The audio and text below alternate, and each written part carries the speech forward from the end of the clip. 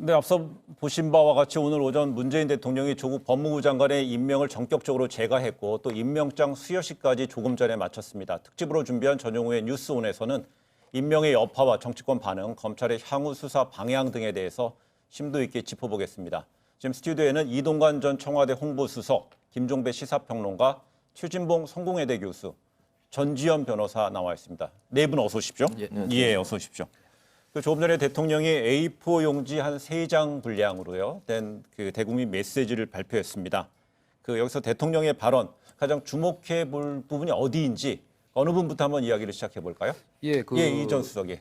지금 그 대통령이 내신 메시지 중에서 그 개혁성이 강한 인사일수록 청문 과정에서 어려움이 많았다. 예. 그 말씀이 제일 귀에 들어오던데 우선은 그 개혁성이 강할수록 그 반대와 이 비판이 많았다고 하는 거는 좀 논리적인 모순이라는 생각이 드는 게요. 지금 국민들이 요구하는 개혁성이라고 하는 거는 사실은 그렇게 이 정부와 특히 그 법무부 장관이 공정과 말하자면 그 평등 이거를 내세웠던 정의를 내세웠던 그런 그 구호에 비추어서 오히려 지금 이렇게 헌정사상 각종 의혹과 더구나 배우자가 지금 빠르면 내일 지금 검찰에 소환될지 모르는 그런 상황이고 지금 드러난 사안을 전부 이제 종합해서 보면은 구속 수사를 진행할 가능성도 매우 높은 상황이거든요. 그리고 본인을 향해서도 거의 지금 잠재적 피의자라고 얘기할 만한 이런 상황에서 개혁성이 강할수록 반대가 많다는 말씀은 참 납득하기 어려울 것 같다. 이른바 국민적 상식에 어긋나는 이 말씀이다. 알겠습니다. 국민의 평균적 눈높이. 그래서 조금 당혹스럽네요. 알겠습니다. 예. 첫 번째 이제 답답한 부분을 이전 수석이 먼저 포문을 열었습니다. 답답한 부석으로요. 그러면 어느 부분은 좀 주목해 볼 만한 점은 어떨까요? 문재인 대통령이 조금 전에 이제 대국민 메시지를 발표를 했는데 결국 연결되는 얘기인데요. 그러니까 그 조국 후보자를 임명을 했던 크게 두 가지 이유를 대지 않았습니까? 원칙과 일관성이 그러니까 중요한데 절차기 요건을 안수했고 본인의 어떤 위법 사항이 확인되지 않은 상태에서 임명을 하지 않는 건 나쁜 선례라는 거 하나. 두 번째로 강조한 게 대통령 공약 사항인데 대통령 공약 사항이라는 게 바로 이제 권력기관 개혁이었다라는 거고요.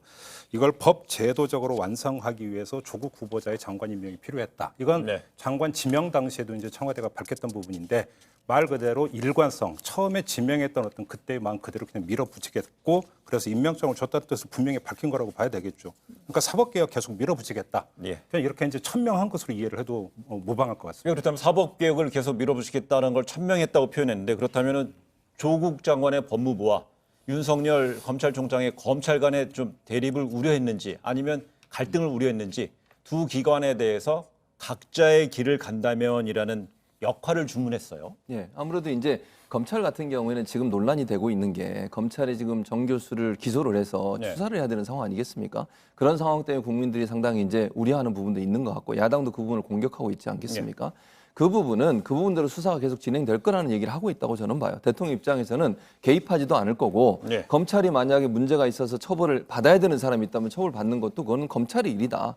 그리고 장관은 본인이 직접적으로 범죄 행위에 관련이 없다고 하는 부분은 아직까지는 소명이 된 걸로 보여지기 때문에 그런 상황에서 본인은 장관으로서 일을 할 수 있는 거 아니냐 이렇게 지금 대통령은 보시는 것 같아요. 그러니까 조국 후보자와 관련해서 조사가 이루어지는데 대통령이나 정부가 검찰에 무슨 압력을 가하거나 검찰이 하는 수사에 대해서 이렇게 반대 의견을 내거나 그런 의사는 없다는 걸 분명히 하시는 것 같고 또 조국 후보자 같은 경우에는 물론 가족이 지금 기소됐다는 게 범죄 행위가 확정됐다고 볼 수는 없는 거잖아요. 무죄 추정의 원칙에 따라서 아직은 이제 조사 단계니까 그런 상황에서 조국 후보자는 또 법무부 장관으로서 역할을 할 수 있는 거니까 그 역할은 또 따로 하는 것이고 이런 다른 별개의 문제로 보는 것이 맞다. 그게 본인이 직접 범죄 행위에 직접적인 연관이 있었다고 하면 그 부분이 또 문제가 될 수 있지만 아직까지 청와대에서 볼 때는 본인은 범죄 행위가 직접적으로 없다고 판단하고 있기 때문에 장관을 임명한 데는 무리가 없다 이렇게 판단하신 것 같습니다. 근데 이거를 별개 사항으로 볼 수 있는지 일단 문제가 되는 게 법무부 장관이 수사를 받았던 예는 없지만은 어쨌거나 전직 대통령이 수사를 받았던 예는 보지 않았습니까? 우리는 그 소환 일정부터 참 이게 맞추기가 힘들었어요. 사실상 이게 어렵고 혐의가 드러난다고 하더라도 신병 확보를 하는 데는 난관이 많을 거란 말이에요. 그런데도 이렇게 각자 역할을 하면 된다고 얘기를 하시는 거는 솔직히 모순이라고 보고요. 사실상 수사가 어렵다고 보고 근데 그럼에도 대통령이 이렇게까지 사법 개혁을 명분으로 내세우는 거는 향후 어떤 여론을 뚫고 나갈 수 있다 이런 판단이 편이 서신 것 같은데 본인의 위법 사항이 드러나지 않았다 이런 말을 했잖아요.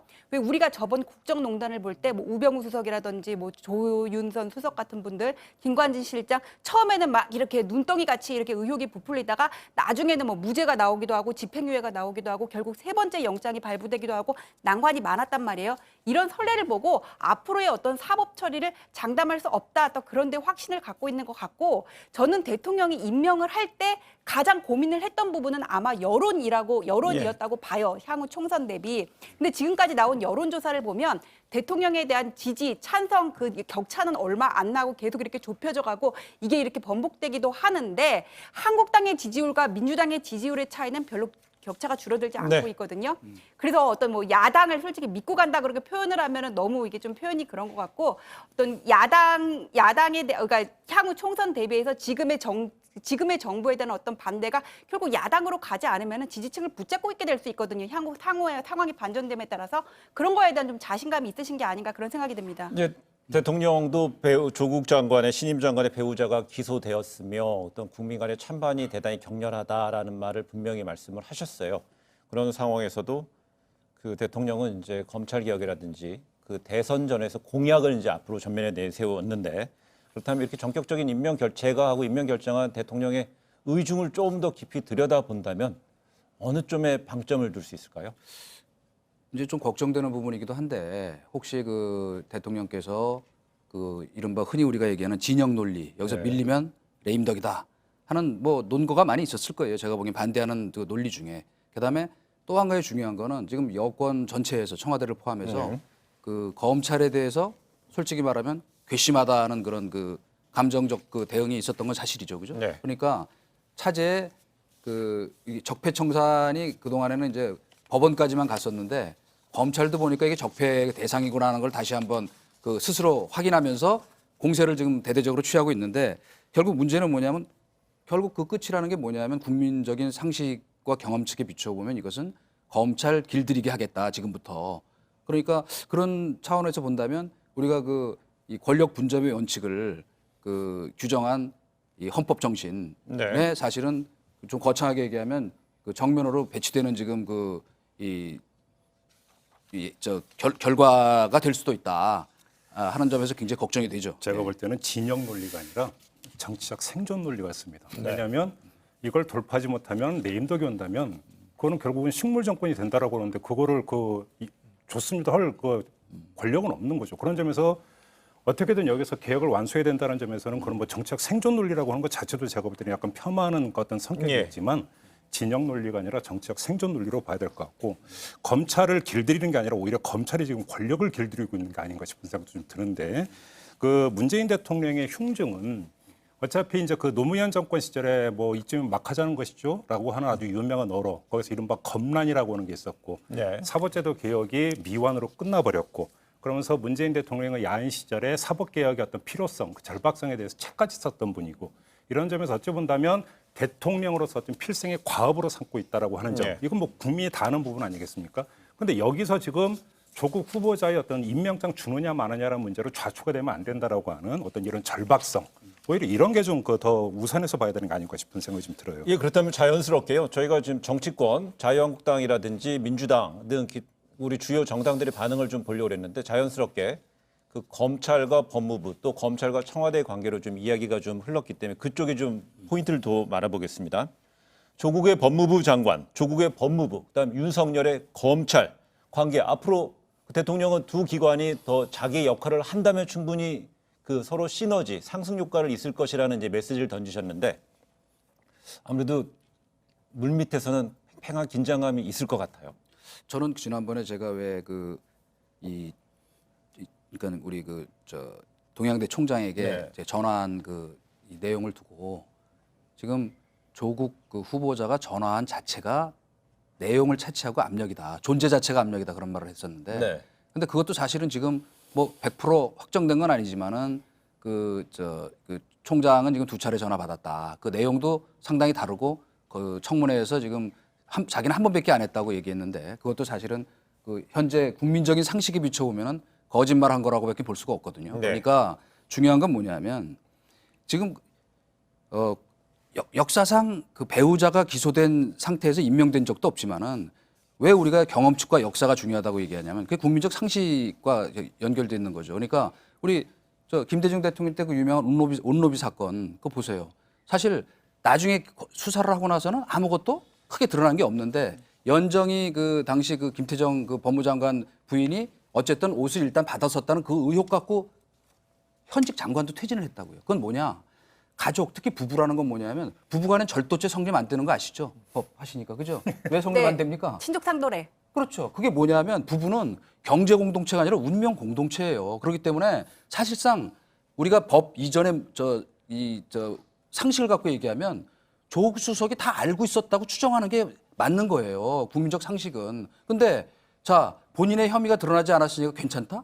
이게 도대체 국민적 상식에 맞는 그 논리인지 난 오늘 대통령 말씀에 사실은 아까 그걸 하나 더 얘기하려고 그랬는데 지금 이 대목을 제가 꼭 짚고 싶고 네. 그다음에 이제 검찰과 그 한마디 보태면은 이 검찰과 이른바 이 법무부의 관계도 마찬가지거든요. 사실은 어쨌건 무리하게 하려고 하면 법무장관이 검찰총장에게 지휘권 행사를 할 수도 있는 거예요. 원칙적으로는. 네. 그러나 제가 아까 말씀드린 대로 그 법무부 장관이 거기 앉아 있는 그 자체로 잘 되겠어요, 수사가. 아니 그것도 상식의 문제. 그러니까 한편으로는 개혁하니까 니네 저 권력에 쫄지 말고 소신대로 하라 그러면서 또 한편으로는 그렇게도 부담이 되고 말하자면 존재 자체가 영모인지 무슨 압력인지 모르는 저 법무장관을 임명해 놓고 그 수사 아주 소식껏 해라. 이게 이 일관성의 문제에 있다 이 말이에요. 제 말씀 대통령이 하신 오늘 말씀 한마디 한마디가 정말 칼럼감이에요. 저 말씀 하나하나가 다 저 모순과 왜곡에 지금 쌓여 있다고. 이동관 수석의 말씀에 새겨드릴 예. 부분도 분명히 있어요. 예. 특히 이제 상식을 강조하는 부분들 같은 경우는 새겨드릴 부분이라고 보는데 예를 들어서 이제 이걸 한번 말씀을 드려볼게요. 두 가지로 이제 그 가장 이제 큰 문제는 법무장관이 돼가지고 검찰 수사에 감나라 대추나라 수사 지휘권을 네. 발동할 수 있느냐 이 문제가 있을 텐데 하나 환기를 해드리면 노무현 정부 때 그때 천정배 법무장관 시절이었죠. 그때 모 교수 어떤 구속 여부를 둘러싸고 강정구. 뭐 이제 그 수사 지휘권을 이제 발동을 한 해 만에 하고 엄청난 예. 파문이 인 적이 있었어요. 그렇죠. 그 사건 하나만 가지고도 그랬는데 과연 어떤 구체적인 사건에 대해서 지휘권을 발동한다는 것 자체가 제가 볼 때는 상정할 필요가 거의 없다. 이 점을 하나로 말씀을 드리고 앞서 이제 문재인 대통령이 쭉 대국민 메시지에서 권력기관 개혁은 대통령 공약 사항이었다고 이야기를 하면서 법 제도의 정비라고 하는 점을 강조를 하는데 저는 밑줄을 그어야 된다고 생각해요. 무슨 이야기냐면 만약에 조국 법무장관이 검찰에 대해서 감나라 대추나라 하는 부분이 아니라 사법 제도의 개혁의 완수라고 하는 부분. 어차피 지금 저 법에 그러니까 국회에 계류되어 있는 부분들인데 이런 것들을 완수를 하고 그렇게 되면 이제 실무 행정이 발생을 하는 거니까 이 부분에 대해서는 이렇게 된다면 검찰의 어떤 수사와 직접적으로 접점이 형성되는 부분보다는 오히려 다르게 어떤 업무가 분장이 되면서 따로 간다라고 하는 점. 오히려 이 점도 놓쳐서는 안 된다. 저는 오히려 반대로 이 점을 좀 강조하고 싶어요. 근데 이제 저는 두 분 말씀에 이제 조국 이제 법무부 장관이 검찰에 영향을 미칠 거라고 이렇게 이제 상식적인 선에서 말씀을 하셨는데 검찰이 하는 행동을 보면 제가 볼 때 영향 안 받을 것 같아요. 네. 기본적으로. 제가 지금 그러니까 상식적으로 보면 사실은 청문회 앞두고서 검찰이 이렇게 대대적으로 압수수색하는 것도 사실은 상식에 좀 어긋나는 부분이 있어요. 그러니까 이건 일반적으로 법의 원칙으로 따지면 뭐 검찰이 이렇게 하는 거를 뭐라고 할 수는 없겠지만 일반적으로 그런 상황에서 그렇게 대대적으로 압수수색을 하고 특수부 검사들 막 뭐 70명, 뭐 20명 또는 특수부 수사관들 70명씩 동원해서 이렇게 대대적으로 수사를 하고 이것도 또 개인의 어떤 그 아주 사소한 문제까지 다 들춰내서 지금 수사를 하고 있잖아요. 이것도 예. 사실 어찌 보면 일반적으로 우리가 상식적으로 생각하는 부분하고 좀 또 거리가 있다. 이런 차원으로 보면 윤석열 총장이 과연 저는 법무부 장관으로 조국 법무부장 임명이 된다 한들 그걸 가지고 영향을 받아가지고 본인이 수사하는 걸 멈추거나 아니면 그만두거나 아니면 뭐 영향을 받거나 그럴 가능성은 저는 개인적으로 좀 낮다고 보거든요. 그래서 아마 대통령 입장에서 그런 부분을 인지하고 계시는 것 같아요. 지금 검찰의 행동이나 태도를 보면 뭐 이 문제를 끝까지 파겠다 이런 의지라고 저는 보거든요. 그래서 그런 차원에서 본다고 하면 크게 조국 법무장관이 그 자리에 앉았다고 해서 검찰의 수사가 영향을 받을 가능성은 저는 낮다고 봅니다. 네. 검찰이 근데 개인의 어떤 사적인 부분을 이렇게 팠다는 건 아직 밝혀진 바가 없고요. 그게 피의사실 공표인지에 대해서는 뭐 지상파 방송에서도 이렇게 아니라는 걸 몇 가지 밝힌 점이 있거든요. 그러니까 저는 이 부분을 어떤 조국 장관이 임명이 돼가지고 검찰 수사에 영향을 주고 안 받고의 문제가 아니라 이게 어떤 정의 대 부정의의 싸움에서 아니면 지금 정치권이 여권에서 얘기를 하고 있는 어떤 정치 검찰의 반란 프레임으로 이게 갈 수가 있는지 그 부분이 문제가 되는데요. 크게 봐서 이게 사소하게 뭐 수사에 관해서 지휘권을 행사하고 보고를 하고 이런 문제는 벌어지지 않을 거라고 봐요. 지금 네. 검찰이나 정권이나 아니면 고고싱할 수밖에 없는 그런 상황이거든요. 다만 여기서 정부는 일단 명분을 상실했다고 보는 게 정치 검찰이라고 얘기를 하지만은 정치 검찰이라고 얘기하지만 과거에 적폐 수사를 할 때는 또 화이팅하고 이게 정의의 사도라고 얘기를 했어요. 그다음에 지금 피의 사실 공표를 가지고 청문회에서도 박지원 의원이 뭐 핸드폰을 보내주고 막 이렇게 보여주기는 하지만은 그 피의 사실 공표라는 게 과거 정권을 수사를 할 때는 사실 스포츠 중계하듯이 계속 나왔거든요. 근데 어디서는 공익이고 어디서는 공익이 아니다. 그 기준이 뭐냐는 문제가 있어서 일단 이 부분에서는 정부의 예의가 좀 정부의 얘기가 좀 명분을 상실했다 그렇게 보입니다. 어제까지 예. 예, 제가 좀 짧게 말씀드릴 게 있는 게 이제 보통 이런 얘기를 해요. 표적 수사라는 이야기를 많이 합니다. 어떤 그 정치적 수사의 어떤 대표적인 표적 수사를 이야기를 많이 하고 표적 수사를 할 때 그러니까 수사의 방식이 어떻게 나타나면 먼지털이로 나타난다. 이런 얘기를 많이 하죠. 다시 말해서 검찰이 어떤 혐의점을 인지를 해서 그 혐의점이 맞는지 안 맞는지를 파기위해서 압수수색을 할 수 있죠. 이거는 어떤 정도가 되는 거죠. 근데 문제는 어떤 혐의점에 초점을 맞춰서 수사에 들어가는 게 아니라 어떤 한 인물에 초점을 맞춰갖고 수사에 들어가면서 네. 뭐가 나오는지 한번 다 털어보겠다고 말 그대로 먼지털이 시기에 하더라도 전부 다 털어버리는 것. 이것에 대해서 이제 악패를 우리는 지금까지 지적을 해왔는데 법률 전문가들이 이런 말씀을 하시더라고요. 이제 처음에 전격적으로 압수수색을 했던 곳이 31곳이었어요. 자, 그러면 이것이 특정한 혐의점 하나하나를 딱 정리를 한 다음에 그 혐의점을 밝히기 위해서 그러면 했던 불가피한 압수수색이었느냐 아니면 일단 저인망식으로 전부 다 훑어버린 다음에 걸리면 좋다라는 차원의 무차별적인 압수수색이었느냐. 여기서 오히려 후자의 성격이 강하다. 이러면서 근거를 대는 게 뭐냐면 뭐 그러니까 특정 어떤 그 대상적 그 대상은 제가 말씀을 안 드리겠습니다만 어떤 위법적인 혐의가 있는 게 아니라 말 그대로 그러니까 검찰이 자료 제출을 요구를 하면 너무나 당연하게 그리고 어쩔 수 없이 자료를 제출해야 되는 기관까지도 압수수색 대상에 포함을 시켜버렸다. 예. 그러면서 해당 기관이 항의까지 했다는 후문도 있어요. 근데 이렇게 본다면 결국은 이 압수수색의 상당 부분은 퍼포먼스적인 측면이 있었다. 예. 라고 하는 거죠. 그래서 이런 점에서 이건 결국은 조국 털기 아니었냐 이런 지적도 함께 나온다라는 것도 제가 알겠습니다. 제가 그래서, 이 부분만 예. 관련해서 이 부분만 이제 하나 더 말씀드리고 싶은 게 뭐냐면 지금 이제 그 저인망식 먼지털이식 수사가 안 되죠. 안 되죠. 표적 수사 안 되죠. 적폐청산 수사할 때 그렇게 했기 때문에 권력의 사냥개라는 비판까지 받았었어요, 검찰이. 근데 이번에는 제가 적어도 알고 있는 범위 안에서 상당 부분 내사가 이미 상당히 진행이 돼 있었어요. 그리고 이른바 이 사모펀드 관련한 것들은 나중에 확인이 되겠지만 제가 적어도 듣고 있는 범위 안에서는 이미 검찰청에 그런 내사 자료가 이미 축적이 돼 있었다고. 그다음에 이거는 그 지금 시작이 그것 때문이었잖아요. 지금 자 우선은 그 저 이 논문 제일 저자 문제. 예, 그다음에 예, 예. 저쪽 그 저 부산 의료원 네. 그거였는데 그 노한중 그 원장이 뭐 이제 자기가 그 여러 가지 의혹이 이제 저 입학 과정에서 나왔기 때문에 시작이 된 건데 제가 얘기하고 싶은 건 뭐냐면 지금 적어도 검찰에 대한 그 청와대와 여당의 공격은 저는 크게 보면 이것이 바로 오상방위라고 생각이 돼요. 뭐냐? 네, 아니 또 전문용어로 쓰는 아니 우리 저 존경하는 조국 장관이 오늘부로 장관이니까 풀어주시죠. 뭐, 풀어볼까요? 잘 모르겠어요. 뭐냐면 삼국지에 보면 조조가 자기 아버지 친구 여백사 집에 갔다가 그 칼 가는 소리를 듣고 자기를 죽이려고 그러는 줄 알고 그 일가를 몰살하잖아요. 이게 과잉방어인데 바로 우리 조국 그 장관께서 교수 시절에 그 오상방위에 대해서 이제 말씀하셨다가 여러 가지 화제가 됐죠. 그 청문회에서도 왜 오상방위라고 얘기하냐면 검찰은 이번에도 그 특히 동양대 총장 같은 경우도 가보니까 다 조사가 돼 있더라는 거 아니에요, 그죠? 그 검찰을 그렇게 우습게 보면 안 돼. 조사 받아보자면 금방 근데 알아요. 바로 그 지점이 중요한 거예요. 아니 예. 그러니까 왜 제가 오상방위라 그러냐면 이것 때문에 그러는 거예요. 지금 제가 보기에는 검찰이 지금 부딪히고 있는 또 하나의 다음 큰 전선이 뭐냐면 패스트트랙 수사야. 근데 그때는 이제 상대가 누구냐면 지금 야당 의원들이 많기 때문에 당연히 공정성 차원에서 또 문제가 제기될 거고 그때는 야당이 벌떼같이 야당 탄압이라고 주장할 거라고. 지금 그때도 제가, 이걸 예. 대항하려면 이동관 공정하게 해야 된다. 이거 알겠습니다. 왜 그래서 과잉방어냐 이거 그 지금. 짧게 하고 제가 저도 얘기 좀 아니 할게요. 왜냐하면 오상방이다, 아니, 이거. 지금 예. 중요한 점을 말씀하셨는데 검찰이 내사를 진행을 했다, 네. 자료를 축적하고 있었다라는 말씀 네. 대단히 중요한 말씀이신 게 정황으로 보면 그렇게 의심할 여지가 충분히 있어요. 근데 그럼요. 저는 만약에 그러면 내사가 진척이 되어 있었고 상당한 자료를 축적하고 있었다면 네. 여기서 나와야 되는 문제가 왜 그러면 타이밍 조절을 했느냐의 문제가 발생을 해요. 거예요. 왜 그러냐면 여야가 국회 청문회 일정에 합의하자마자 31곳 압수수색 바로 들어갔어요. 왜 타이밍이 이때였을까? 두 번째, 2차 그 동양대 압수수색에 들어간 게 조국 그 대국민 기자간담회 다음 날이었어요. 왜 이 타이밍이었을까?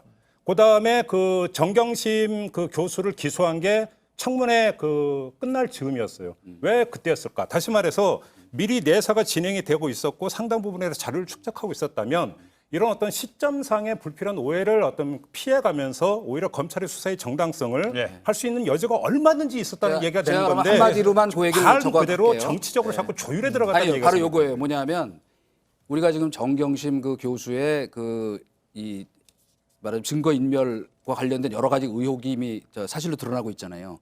이미 그 단계에서 자 주요 증인들은 외국으로 도피했어, 그죠? 증거 인멸의 우려가 매우 아주 그 현저하게 보이고 있었어요. 그리고 그 정도는 검찰이 들여다보고 있었다고 보거든요. 그러니까 이 단계에서 이런 그 압수수색을 해놓지 않으면 수사에 엄청난 지장이 올 거라는 판단이 들었으리라고 저도 생각해요. 제가 검찰에도 그랬을 거예요. 그러니까 이거는 전격적으로 해서 일단 확보해 놓지 않으면 안 된다. 그거는 청문회와 관계없이도 진행할 수밖에 없는 일이라고 생각을 해요. 사모펀드에 대한 자료는 특히나 더 축적이 되어 있었다면서요. 근데 왜 사모펀드 관련자 3명이 해외로 나가는데 네. 그냥 수수방관에 있냐라는 거예요. 그러면. 그건 몰랐겠죠. 알겠습니다. 그랬으면 그게 이제 아니, 사건 성명이 진척이 되어 있어요. 지금 예, 인터폴로 지금 알겠습니다. 소환을 하고 있잖아요. 오케이. 그러니까. 그 부분은 이제 시청자분들이 판단해 주실 것 같고요. 네. 아니 검찰이 근데 판단해야지.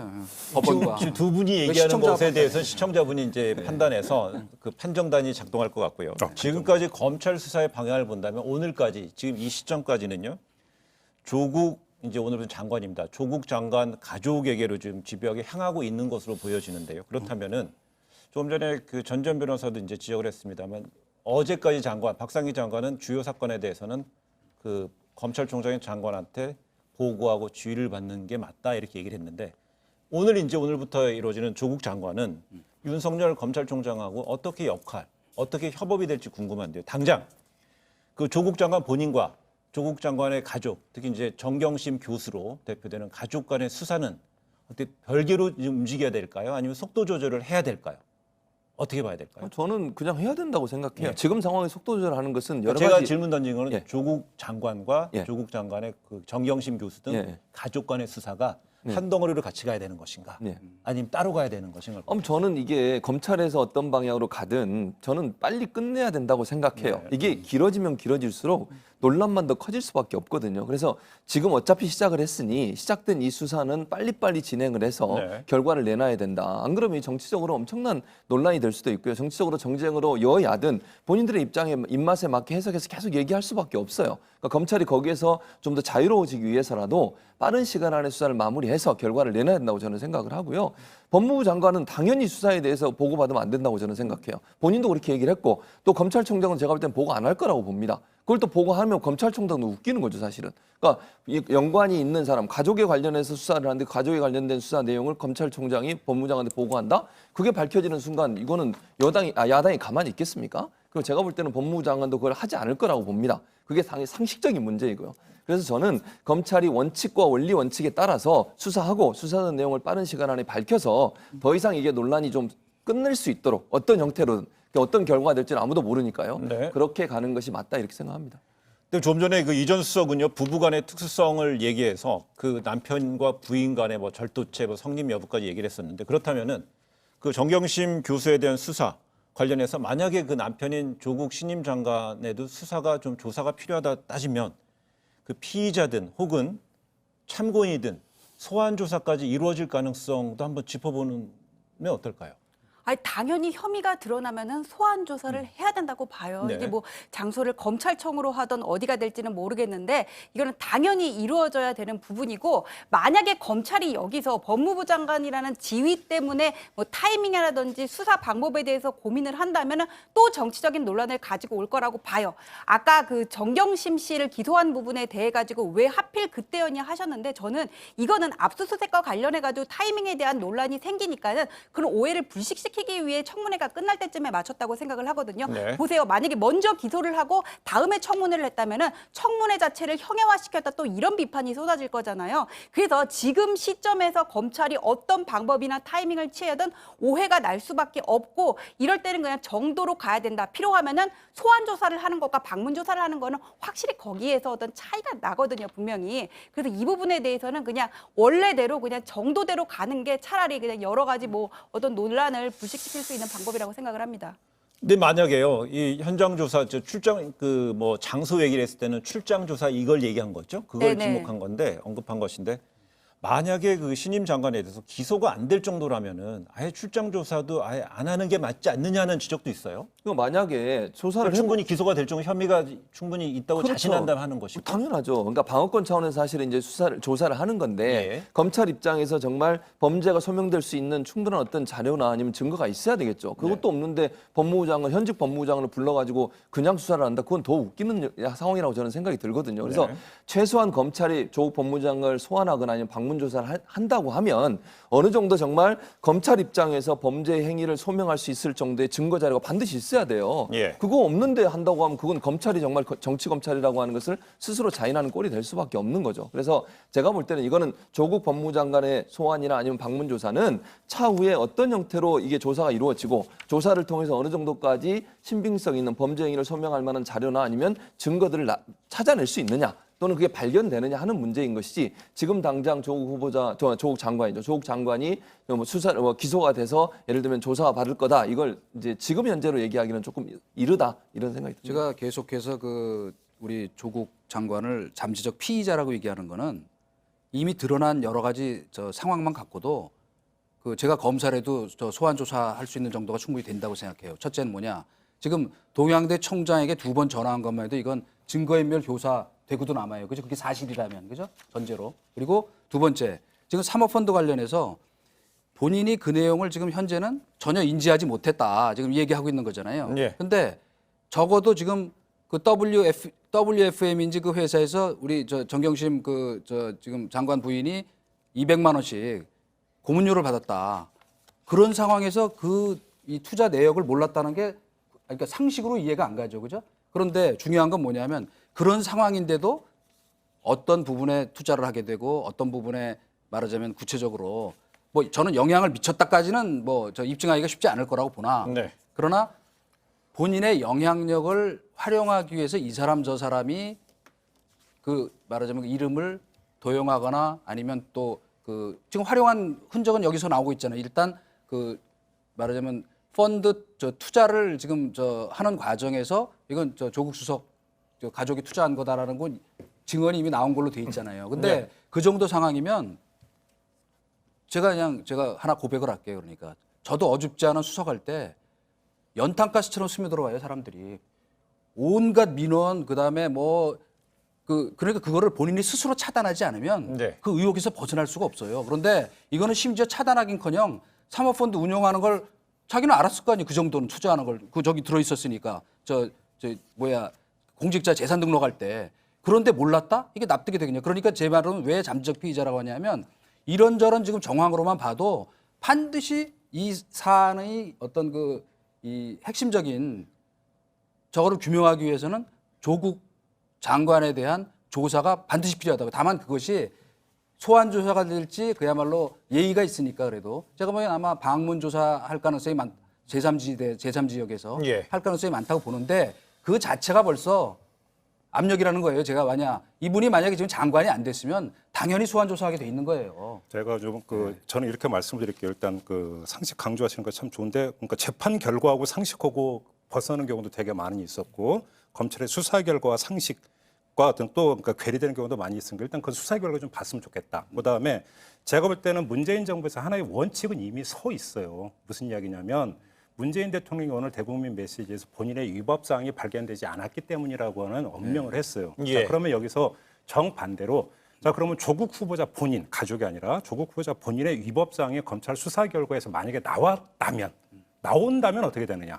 선례가 이미 정립돼 있다. 무슨 이야기냐면 전병헌 정무수석이 현 정부 그러니까 초대 정무수석이었다가 어떤 그 비리 청탁 문제가 그러니까 제기가 됐어요. 네. 이때 전병헌 어떤 당시 수석은 이건 자신이 아니라 국회의원 시절의 보좌진에 한정되는 문제라고 어찌 보면 사안의 성격도 비슷해요. 나는 아니다. 이 부분이었는데 그럼에도 불구하고 검찰이 수사를 계속했고 기소 전 단계에서 조사를 받으러 가면서 수석직을 내려놨어요. 따라서 제가 볼 때는 그 어떤 선례 또 그러니까 이 선례가 정립이 됐던 그에 맞춰서 우리는 내다보면 되고 해석하면 된다. 무슨 이야기냐면 검찰이 수사하겠죠. 수사를 해서 기소에까지 이를 정도로 혐의점이 충분하고 거기에 대한 증거가 있다면 당연히 조사를 해야죠. 네. 그 소환 조사냐 출장 조사냐는 제가 볼 때는 전혀 중요한 문제가 아니고 조사를 해야죠. 그리고 기소가 불가피하다라고 만약에 또 어떤 조국 장관이 가서 조사를 받다 보면 본인도 판단을 하겠죠. 그렇게 된다면 정립된 선례에 따라서 저는 조국 장관 스스로가 네. 거취에 대해서 결정을 할 거라고 봐요. 이거에 대해서 더 이상 이야기할 이유는 저는 없다고 아니 생각해요. 그러니까 지금 정립된 선례를 말씀하셨는데 이 정권에서 정립된 선례하고 과거 지금까지 헌정사상 저희가 70년 헌정사를 하면서 정립된 선례가 더 중요한 거잖아요. 왜 세상에 없는 나라 너 지금 계속 지금 그 전혀 국민을 당혹하게 하는 이런 일이 생기냐 이거예요. 그거는 제가 아까도 계속 얘기했지만 부인이 기소된 정도 상황이면 그거는 예의 염치 문제라고 생각해요. 네. 무슨 조선시대 언관 얘기 또 내가 하지 않겠어요. 그럼 이렇게 하겠습니다. 그 조 장관의 부인인 정경심 교수에 대해서는요. 오늘 관련돼서 그 사모펀드 투자사 운용사 대표도 또 영장이 청구가 되고 이런 상황이라 수사가 상당히 속도를 내고 있는데 그 조국 후보자 부인 정경심 교수에 대해서는요. 그 청문회 당일 밤에 기소가 됐고 그 다음 날 새벽에 이제 검찰이 기자들한테 확인을 해준 상황인데 우린 이렇게 분석하고 있었죠. 그 장관이 오늘 임명 제거가 되고 안 되든 간에 정경심 교수는 소환 조사를 받을 텐데 받을 일정을 잡을 텐데라고 그랬는데 그렇다면 당장 어떤 사람은 혹자는 바로 며칠 안에 받을 거야. 아니면 좀 더 시간을 두고 검찰이 이제는 좀 더 시간을 두고 할 것이야. 이런 식으로 분석이 갈리는 것 같아요. 거기서 이제 만약에 이제 정경심 교수에 대한 수사에서 뭔가 가족 간에 뭐 이야기를 긴밀히 나눴다든가 이런 부분이 나온다면 분명히 이 전 수석이 말한 대로 네. 뭐 소환 조사가 되겠지만 그런 부분이 없다면 기소가 될 정도가 아니라면 이 신임 법무부 장관에 대한 소환 조사 어떤 필요성에 대해서 당이 명분이 좀 떨어지지 않을까요? 아니 수사는 어떤 명분을 가지고 하는 게 아니라 증거를 가지고 하는 건데 왜 보통 수사에 들어가는 어떤 당위 부분을 말한 거예요. 그러니까 보통 이렇게 수사를 할 때는요, 검찰에서 수사를 할 때는 뭔가 이렇게 정점을 정해놓고 크게 산을 그려놓고 그다음에 이렇게 나무를 보고 이렇게 들어가거든요. 아마 조국 수석을 염두에 두지 않았다면은 청문회를 앞두고 검찰이 이렇게까지 손을 안 댔을 거라고 생각해요. 네. 그 정점에는 조국 수석이 있다, 조국 후보자가 있다 그렇게 생각을 할지도 몰라요. 근데 왜 우리가 이제까지 재벌 수사에서도 보듯이 회장까지 가기 전에 그 중간에서 이렇게 누군가에서 이렇게 안 되는 경우가 많았죠. 이렇게 중간 단계에서 증거가 안 나가지고 영장이 기각돼서 결국 이렇게 뭐 어떤 실무자들만 처벌하는 선에서 끝나지도 않았습니까? 그래서 나중에 조국 장관까지 기소가 될지 안 될지는 알 수가 없어요. 그건 수사 상황을 지켜봐야 되는 건데 향후 정경심 교수까지는 소환 조사가 불가피하겠죠. 하지만 여기서 증거가 안 나오게 될 수도 있어요. 다만 이렇게 검찰이 생각을 하는 부분은 지금 펀드를 가장 핵심 사안으로 보고 있다는데 여기서 펀드가 광급 공사를 수주를 해가지고는 이 투자사들이 매출이 70%가량 늘어났다는 거 아니에요. 여기서 조국 수석이 민정수석 당시에 관여했다는 의혹이 밝혀지지 못한다면은 이제 검찰은 그 비난을 계속 받아야 되겠죠. 그때 그렇게 되면 상황이 그렇게 되면 조국 장관까지는 이제 수사가 못 치고 올라갈 수도 있게 돼요. 네, 그렇다면은요. 지금 현재 그 조국 법무부 장관 딸의 동양대 표창장 의혹 파장 관련해서 오늘 우리 김평론가 방송에 그 홍익표 민주당 수석 대변인이 출연을 해서 지금 현재 민주당 내부의 분위기를 좀 전하고 있었어요. 그럼 그 분위기를 한번 들어보면 그 앞으로의 그 조국 장관 그다음 배우자에 대한 수사 아니 사모펀드에 관한 수사에 대해서 좀 저희가 좀 이해하는 데 좀 도움이 되지 않을까. 그 관련된 내용 한번 듣고 오겠습니다. 지금 수사 방식이 매우 이례적이고 비정상적입니다. 이렇게 지속적으로 반복적으로 수사 정보가 유출되는 거는 검찰 내부에서 나오지 않은 건 그것은 어렵다 이렇게 보고 있고요. 애초부터 의도가 지금 여러 차례 검찰 내부에 관련된 저희들도 여러 가지 증언이 있는데 윤석열 검찰총장 스스로가 조국 후보자를 낙마시켜야 된다는 뜻으로 말을 했다 이런 얘기도 있어요. 물론 그건 확인되지 않은 사실이긴 하지만 네, 오늘 어떻게 저 얘기를 들을 때 김평론 어땠습니까? 분위기를 어떻게 느끼셨어요? 지금 제가 직접 인터뷰어로 인터뷰를 했기 때문에 이 자리에서 저 파트는 제가 발언을 자제하는 게 취재 보도 윤리에 맞는 게 아닌가라는 옆에 계신 언론학자께 여쭤봐야 될 것 같아요. 맞는 건가요? 네, 그 자제하시는 게 좋을 것 같아요. 네, 인터뷰어로서는. 근데 저는 이제 이렇게 생각해요. 홍익표 이제 대변인이 얘기한 내용을 보면 물론 이제 저 마지막 부분에 한 말은 사실은 이제 확인할 수는 없는 거잖아요. 저거를 뭐 직접 듣지 않는 이상 뭐 전해 들은 거 확인되지 갖고 않았다고 본인도 그러니까 얘기하셨어요. 본인이 얘기한 걸 보면 이것도 이제 본인도 이게 확실히 확인된 내용은 아니지만 이런 얘기도 있다. 이런 얘기를 하면서 검찰이 사실은 그 이제 조국 아까 이제 전지현 변호사도 얘기했지만 정점에 조국 후보자를 놓고 당시에 그 조국 후보자를 낙마시킬 목적으로 뭔가 의도를 가지고서 조사한 게 아닌가 하는 그런 의혹이 든다고 하는 것이 여당의 대체적인 분위기인 것 같아요. 근데 예. 이제 몇 가지 아까 뭐 김종국 평론가도 말씀하셨지만 수사 시점도 그렇고 또 이 야당 의원들이 나와서 발언하시면서 이제 뭐 포렌식 얘기 여러 번 하셨잖아요. 그런 부분들이 오해를 살 수 있는 요소로 작용할 수도 있을 것 같고 뭐 그다음에 이제 개인적인 어떤 그 뭐죠 생활기록부 같은 거 이런 부분들도 연관이 돼 있고 이러다 보니까 아마 그리고 이제 그 마지막 청문회 때 기소 사실 그것도 마치 그 다 알고 있는 상태에서 질문하는 것처럼 질문이 들어가면서 혹시 야당 의원들이 먼저 이걸 받은 게 아닌가 하는 그런 의혹도 있었고 예. 이런 여러 가지 정황들 때문에 지금 사실은 이 여당에서는 검찰이 일정 부분 조국 법무부 장관의 임명을 반대하는 기류 때문에 일정 부분 수사를 강하게 드라이브를 걸고 있는 게 아닌가 하는 의혹을 품고 있는 것은 사실인 것 같습니다. 두 가지 점에서 매우 부적절 오늘 계속 비판만 하니까 좀 그러겠는데 예, 하십시오. 참 국회의원이 참 부럽네요. 그냥 아무 말이나 막 펴대니까 두 가지 점에서 부적절하다고 생각하는 거는 우선 이미 다 보도된 얘기지만 피의사실 공표 관련해서는 네 가지 지금 여당 의원들이 제기했던 게 전부 오발탄이라는 게 지금 입증됐잖아요. 그죠? 그 KBS에서 보도. 예. 입증이라고 할 수 있을까요? 거의 입증이나 마찬가지. 거의라고 하셔도 거의라 되고요. 그랬잖아요. 예. 그래서 내가 거의 입증이 됐다 이렇게 얘기할 수 있는 것은 그게 뭐 80%인지 90%인지는 모르겠으나 지금 뭐 이미 저 드러난 것만 봐도 우선 지금 핵심 중에 하나인 그 저 동양대 표창장 그 지금 박지원 의원이 그게 아마 제시됐던 게 흑백인지 모르셨던 것 같아요. 그 천하에 압수된 게 그러니까 그 천하의 박지원 의원도 그걸 깜빡하시고 칼라 그거 내놨다가 지금 이제 검찰이 유출된 거 아니다 됐죠. 그다음에 그 앞에 무슨 뭐 노안중. 노안중 그거는 기자들이 들어가서 그렇죠. 봤다고 가서 그랬죠. 뭐 그 해당 뭐 저 방송에서 다 밝혔으니까 보여줬기 때문에 그 찍은 거다 하는 거 나왔고 그다음에 또 그 생활기록부. 그렇죠. 또 교직원이 열람한 거. 감사합니다. 예.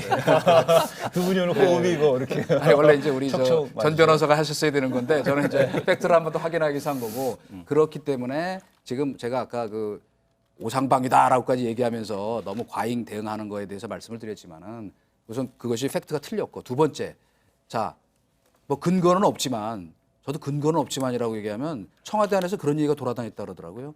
저 박근혜 때 최동욱 검찰총장 찍어내듯이 윤석열을 찍어내자 이런 얘기가 자기네끼리 했었다는 얘기가 돌아다니는데 근거는 없습니다. 저도 이렇게 하면 됩니까? 어떻게 저 당직을 맡고 계신 국회의원이라는 분이 나와서 그렇게 무책임한 얘기를 하세요. 그리고 조국 낙마 같은 거는 진짜 저 그런 발언을 진짜 했다면 그건 정말 굉장히 중대한 얘기잖아요. 그죠? 엄청 그런 큰 얘기, 얘기죠. 그러니까 그런 얘기를 근데 근거도 없다 그러면서 본인 얘기하니까 야 국회의원들은 그냥 근질거리는 그러니까요. 얘기는 못하고 참. 네. 근데 오늘 그 대통령은 국회의원이 부럽다고요, 대국민 메시지에서 이런 말씀을 하셨어요. 권력기관의 정치 이제 남은 과제는 그 조국 법무부 장관 임명장을 주고 나서 대국민 메시지에서 이제 남은 과제는 권력기관의 정치적 중립을 보장하고 국민의 기관으로 위상을 확고히 하는 것을 정권의 선의에만 맡기지 않는다. 이렇게 그 이제 대국민 메시지를 내셨는데 결국 이 말은 그 권력기관의 정치적 중립이 없다는 얘기로 해석할 수 있나요? 근데 여기서 말하는 그게 그런 뜻이 아니고요. 정권의 선의에 맡기지 않겠다는 것은 자 우리가 권력을 갖고 있는데 우리는 검찰에 감나라 대추나라 안 하겠다. 중립을 보장하겠다. 그러니까 열심히 해봐라. 그러니까 이 선에서만 그치지 않겠다. 이 뜻으로 해석을 해야 될 것 같아요. 그러니까 우리만 잘하면 검찰은 정책 중립을 구현할 것이다라고 하는 이런 어떤 소박한 어떤 차원의 접근이 아니라 그래서 법 제도의 정비라고 하는 이제 표현을 그 다음에 이제 이어붙이지 않습니까? 그래서 제도적으로 법적으로 검찰의 정치적 중립을 지켜낼 수 있는 그다음에 검찰의 그 막강한 권력이 오용되거나 남용될 수 있는 소지를 아예 법 제도적으로 차단하는 그러니까 사법개혁에 들어가겠다 이런 뜻으로 해석을 해야 될 것 같아요. 네, 그렇다면 이런 사법개혁의 부분에 있어서는요. 그렇다면은 그 뭐 패스트트랙이라든지요. 그 그 검경 수사권 조정이라든지 앞으로 검찰 개혁의 큰 줄기 주제가 있는데 거기에 대해서는 법무부 장관하고 검찰총장이 분명히 힘을 합친다든가 서로 상호 견제라는 걸 토대로 하지만 서로 힘을 합쳐야 되는 것인데 지금 상황에서는 법무부 장관 검찰총장에게 쉽게 협업할 수 없는 분위기가 된 게 아닌가라는 이제 지적도 나오고 있습니다. 그러니까 그렇다면 그 부분에서 어떤 제약도 좀 따르지 않을까요? 그러니까 당장 그 문제가 시작될 것 같진 않아요. 왜냐하면 수사가 진행되고 있는 상황이기 때문에 제가 볼 때는 물론 이제 수사가 어느 정도까지 오래 될지는 제가 모르겠지만 이 수사를 검찰도 빨리 끝내고 싶어 할 겁니다. 네. 계속하는 것이 부담이 될 수밖에 없는 것이고요. 수사가 어느 정도 마무리되고 조국 장관에 대한 이제 조국 장관인 가족에 대한 여러 수사들이 마무리되고 나면 그때 본격적으로 저는 논의를 할 거라고 봐요. 지금 당장 이 문제까지 끌고 나와서 얘기하기는 좀 부담이 있을 거라고 저는 보고요. 물론 자체적으로 검찰도 그렇고 패스트트랙에 올려 있으니까 법무부는 법무부 나름대로, 검찰은 검찰 나름대로 국회의원도 설득할 거고요. 본인들의 이익을 챙기기 위해서 어쨌든 여러 가지 노력도 할 거 아니겠습니까? 그게 뭐 정상적으로 하는 활동들이니까요. 패스트트랙에 있는 검경 수사권 조정 문제에서 검찰은 검찰 나름대로 본인들의 의사를 전달할 거고, 경찰은 또 할 거고, 법무부는 법무부 나름대로 할 거고요. 직접적으로 만나서 조율하는 문제는 제가 볼 때는 이 수사가 마무리되고 난 다음에 이루어질 가능성이 저는 있다고 보고요. 네. 그래서 이제 자체적으로 각각 부서마다 본인들이 주장하는 패스트트랙에 올라 있는 검경 수사권 관련된 법안들을 어떤 방식으로 바꾸는 게 좋을지에 대한 의견은 개진하겠지만 검찰과 법무부가 만나서 조율하는 것은 조금 시간이 지난 뒤 하지 않을까 개인적으로 그렇게 생각합니다. 근데 저는 좀 예. 근본적으로 의문이 대통령께서 뭐라 그러셨냐면 정치적 중립성을 담보하기 위해 정권의 선의가 아니라 제도에 맡긴다고 하셨는데 지금 패스트트랙에 태워져 있는 사법개혁안 뭐 정부 안도 있고 뭐 백혜련 의원이 낸 안도 있고 그런데 거기 정치적 중립성을 담보하는 제도적 내용이 뭐가 있는지 저는 여기에 대해서 좀 근본적으로 의문을 갖고 있거든요. 공수처 얘기를 하는데 사실 그건 옥상옥이라고 보는 관점이 많아요. 그래서 금태섭 의원의 좀 의견에 동조를 하는 법조인들이 많은데 조율을 말하기 전에 일단 이 제도 안에서부터 저는 좀 의문이 가는 부분이 많다. 좀 이런 얘기. 아마 이제 제가 네. 볼 때는 이런 뜻인 것 같아요. 그러니까 전 변호사 지적하는 것처럼 제가 이제 답변을 좀 해보자면 검찰이 지금까지 이렇게 그 자율적으로 수사할 수 있는 범위가 조금 넓다 보니 기소권이나 이런 문제가 그러다 보니까 정치 검찰이 됐다고 하는 비판을 많이 받아왔잖아요. 이거는 네. 여야를 떠나서 자유한국당도 적폐 수사할 때 계속 그런 얘기 하셨어요. 또 민주당도 물론 그렇게 했고요. 예전의 정권에서는. 그 말은 결국 검찰이 갖고 있는 권한이 좀 비대해지다 보니 그 권한의 사용에 있어서 일정 부분 정치적인 어떤 성향을 보이거나 정치적인 목적에 의해서 검찰이 이용되고 활용되는 경우들이 있었다는 거죠. 뭐 지금 검찰이 그렇다 그렇게 제가 말씀드리는 건 아니고요. 그런 차원에서 본다고 하면 이제 검찰 수사권 일정 부분 조절하는 것이 그런 검찰의 중립성을 좀 지키는 데 도움이 될 수 있는 방향으로 가자. 이렇게 아마 주장하시는 것 같습니다. 그 지금 그러니까 저도 개인적으로는 이 과도한 검찰 권력을 제어하는 게 맞다라고 생각을 합니다. 근데 지금 이제 과거를 좀 돌이켜 보면은 그 노무현 대통령 같은 경우는 실제로 이 검찰에 대한 통제권을 많이 놨어요. 진짜로 국정원도 마찬가지고 실제로 했다고 실천을. 근데 지금 저는 지금 우리 현 정부에서는 과연 그렇게 하고 있는지 의심이 가는 게 뭐냐면 우선 검찰 개혁을 앞으로 어떻게 할 건가도 중요하지만 사실은 지금 검찰 개혁의 가장 중요한 이 문제 중에 하나가 뭐냐면 과제 중에 하나가 뭐냐면 검찰의 특수수사 이거 어떻게 제어할 건가요. 네네. 그러니까 연간 지금 저희 보면은 검찰이 기소한 사건 중에서 1만 건 가까이가 지금 무혐의 처분받는다는 건 뭐냐면 속된 말로 얘기하면 아까 그 투망식 먼지털이식 수사해가지고 막 무조건 기소하는 거거든요. 근데 그 대부분이 어디서 이루어지는 거냐면 특수수사에서 이루어지는 무리한 부분이 많다고. 그런데 지난번에 한번 인사한 걸 보세요. 그때는 야당이 그렇게 비판하고 언론이 비판했을 때 뭐 잘된 인사라고 그랬잖아요. 중앙지검장, 그다음에 1, 2, 3차장, 그다음에 그 뭐 검찰의 대검의 핵심 관계자 이런 사람들 다 특수사통으로 발탁해 쓰는 바람에 공안, 강력, 형사 이런데 다 그냥 물 먹고 옷 벗고 나갔단 말이에요. 그렇게 인사에서는 지금 특수수사를 그렇게 강화해놓고 특수사통들을 이제 와서 또 개혁을 해갖고 그 위에다가 공수처 만든다? 그러니까 아까 우리 전 변호사 얘기한 것처럼 이거 검찰을 공수처 통해서 또 이제 장악하려는 시도 아닐까라고 의심할 수밖에 없게 돼 있다는 거예요. 왜냐? 인사부터 제대로 하면서 그런 얘기를 해야죠. 근데 그 지적은 동의를 하는데요. 그렇게 해서 특수통이 지금 수사하고 있는 게 뭔 수사입니까? 조국 일가족 수사하고 있잖아요. 그 앞에 적폐 수사를 무슨 했잖아요. 얘기냐까? 네. 요 점을 좀 같이 봐야 되는 부분이 있고요. 그러니까 그 진행자께서 이제 던져주셨던 질문, 그러니까 법무장관과 검찰총장의 협업이 제대로 이루어지겠는가? 저는 약간 단순화한다라고 하는 어떤 뭐 비판이 나올 수도 있는 걸 감수하면서 말씀을 드리면 사법개혁의 핵심은 뭐냐면 공수처 설치나 검경 수사권 조정 모두 공통되게 한마디로 정리하면 검찰에서 권한을 빼서 다른 데로 넘기는 거예요. 네. 간단히 이야기를 하면. 좀 얘기했던 이제 특수수사 이런 부분에 있어서 그러니까 공수처 그렇죠? 같은 경우에서 대통령. 고위공직자에 대한 어떤 그 수사권을 빼가지고 공수처로 넘기는 거고 검경 수사권 조정도 마찬가지 아니겠습니까? 이렇게 본다면 과연 여기서 협업이라고 하는 조율이라고 하는 부분보다 검찰은 어떤 기존에 가지고 있던 자기 밥그릇이 뺏기는 거에 대한 반발이 당연히 있겠죠. 그래서 사실은 지금 윤석열 그 검찰총장의 어떤 검찰이 조국 일가족에 대한 수사도 결국은 정치 개입 아니냐, 그 바탕에 사법개혁 저지라는 게 있는 거 아니냐라고 하는 의심도 이래서 나오는 건데, 이렇게 본다면 법무장관과 검찰총장의 협업보다는 어찌 본다면 견제, 사실은 사법개혁의 어떤 추진이라고 하는 점에서 본다면 이게 더 강조가 돼야 된다는 점에서 본다면 큰 문제는 없다. 저는 요점만 좀 강조해서 말씀드립니다. 알겠습니다. 그럼 얘기 좀 진행하기 전에 조금 전에 1시간 전쯤에 있었던 그 문재인 대통령의 그 검찰은 검찰대로 그 법무부는 법무대로 이렇게 가야 된다는 내용을 한번 좀 더 들으려고 그러는데 그 얘기 조금 이제 이따가 듣고요. 근데 이렇게 두 분 얘기를 들어보니까는요. 우리 이제 두 분은 이제 스페셜로 나와주셨고 이제 이전 수석과 김평로가 얘기 들어보면은 오늘 그 조국 법무부 장관에 대한 전격적인 장관 임명을 놓고 만약에 그 서초동 어제 어떤 정치인이 아니군요. 이인용 원내대표는 이제 검찰이 서초동에 있어야 될 검찰이 뭐 여의도까지 왔다 이런 표현 상징적으로 얘기를 했는데 오늘 조국 장관에 대한 전격적인 임명이 그 윤석열 검찰총장에 대한 약간 불신임으로 받아들여질 가능성도 있다 없다 어느 쪽이 좀 힘을 실을 수 있을까요? 아무도 답변 안 하시는 거예요. 그거는 아니. 예. 그건 뭐 너무나 명확하기 때문에 답변할 필요가 없는 게 대통령이 정리 말씀하셨잖아요. 검찰의 중립 보장해야 한다는 취지로 말씀하신 거잖아요. 그러니까 당연히. 근데 그 해석은 예. 지금 김종필 변호사가 달리했어요. 그래? 아니. 그러니까 지금 이제 검찰이 네. 정치 개입을 하고 있는 예. 것이 아니냐. 네. 그러니까 예를 들어서 이런 거죠.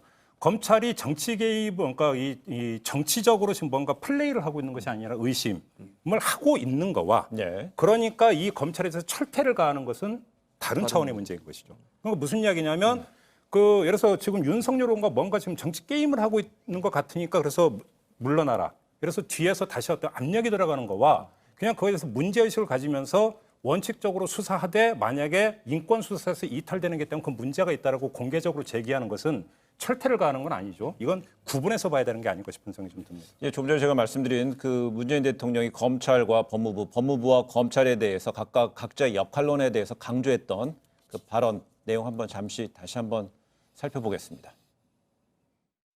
국민들께 먼저 송구스럽다는 말씀을 드립니다.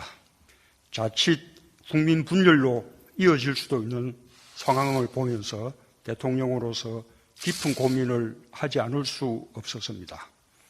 저는 저를 보좌하여 저와 함께 권력기관 개혁을 위해 매진했고 성과를 보여준 조국 장관에게 그 마무리를 맡기고자 한다는 발탁 이유를 분명하게 밝힌 바 있습니다.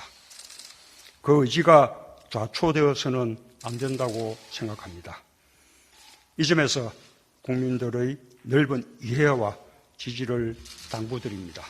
검찰은 검찰이 해야 할 일을 하고 장관은 장관이 해야 할 일을 해나간다면 그 역시 권력기관의 개혁과 민주주의의 발전을 분명하게 보여주는 일이 될 것입니다. 근데 지금이 오후 1시 1분인데요. 그 정치권에서 자유한국당이 예고한 바로는 오후 1시부터 이제 오후 3시 1분인데요. 그 자유한국당에서는 오후 3시부터 청와대 앞에 분수대 앞에서 의원들이 뭐 다수가 참여하는 것 같습니다. 그 규탄 기자회견을 개최할 예정이라고 그래요. 결국 자유한국당은 국회가 아닌 당장은 청와대 앞 장외로 나갔다고 볼 수 있습니다. 장외 투쟁의 어떤 신호탄으로 봐야 될까요? 뭐 그렇게 볼 수 있을 것 같아요. 예, 예. 그러니까 물론 여러 가지 뭐 대응책이 있을 수 있겠죠. 뭐 여러 가지 얘기가 나왔잖아요. 특검 얘기도 나오고 국정수사 얘기도 나오고 뭐 장관 해임 건의안도 내겠다는 얘기도 나오고. 근데 당장 할 수 있는 거는 이제 오늘 발표가 났으니까 거기에 대한 어떤 반응으로서 이제 장외에 나간 건데 예. 저걸 기준으로 해서 아마 장외 투쟁을 계속 할 가능성이 있어요. 잘 아시는 것처럼 지금 황교안 대표 체제 들어온 이후에 장외 투쟁을 아주 잘 이제 사용하고 계시잖아요. 여러 번 논란이 있음에도 불구하고. 그래서 국회가 지금 9월 정기국회도 그러면 제대로 돌아갈까 하는 의문도 생기는데 그럼에도 불구하고 자유한국당 입장에서 이번 기회를 통해서 여권 지지층을 결집시키고 예. 또 중도층에 있으면서 조국 법무부 장관에 대해서 실망감을 느낀 사람들을 보수층으로 끌어들이기 위한 하나의 방법으로 이런 장외 집회를 계속할 가능성이 있다고 저는 봅니다. 이걸 통해서 총선까지 어쨌든 이 부분을 끌고 가면서 보수 대의 통합까지라고 하는 큰 그림을 그리고서 아마 장외 집회를 활용할 가능성은 충분히 있다는 제가 볼 생각이 때 듭니다. 이제 저번에도 그러니까 잠깐 말씀을 드린 것처럼 원내외 병행 투쟁으로 아마 갈 것이다. 그러니까 어차피 정기국회, 가을 정기국회는 말 그대로 야당판인데 그거를 버릴 이유가 아마 전혀 없을 것이다. 법무부 장관 계속 나오는 거겠죠. 그렇죠. 이제 예. 국정감사 있고 이제 계속 있기 때문에 뭐 자유한국당이 그걸 박찬다라면 제가 볼 때는 그건 정말로 정치력이 제로라고 봐야 되는 거고요.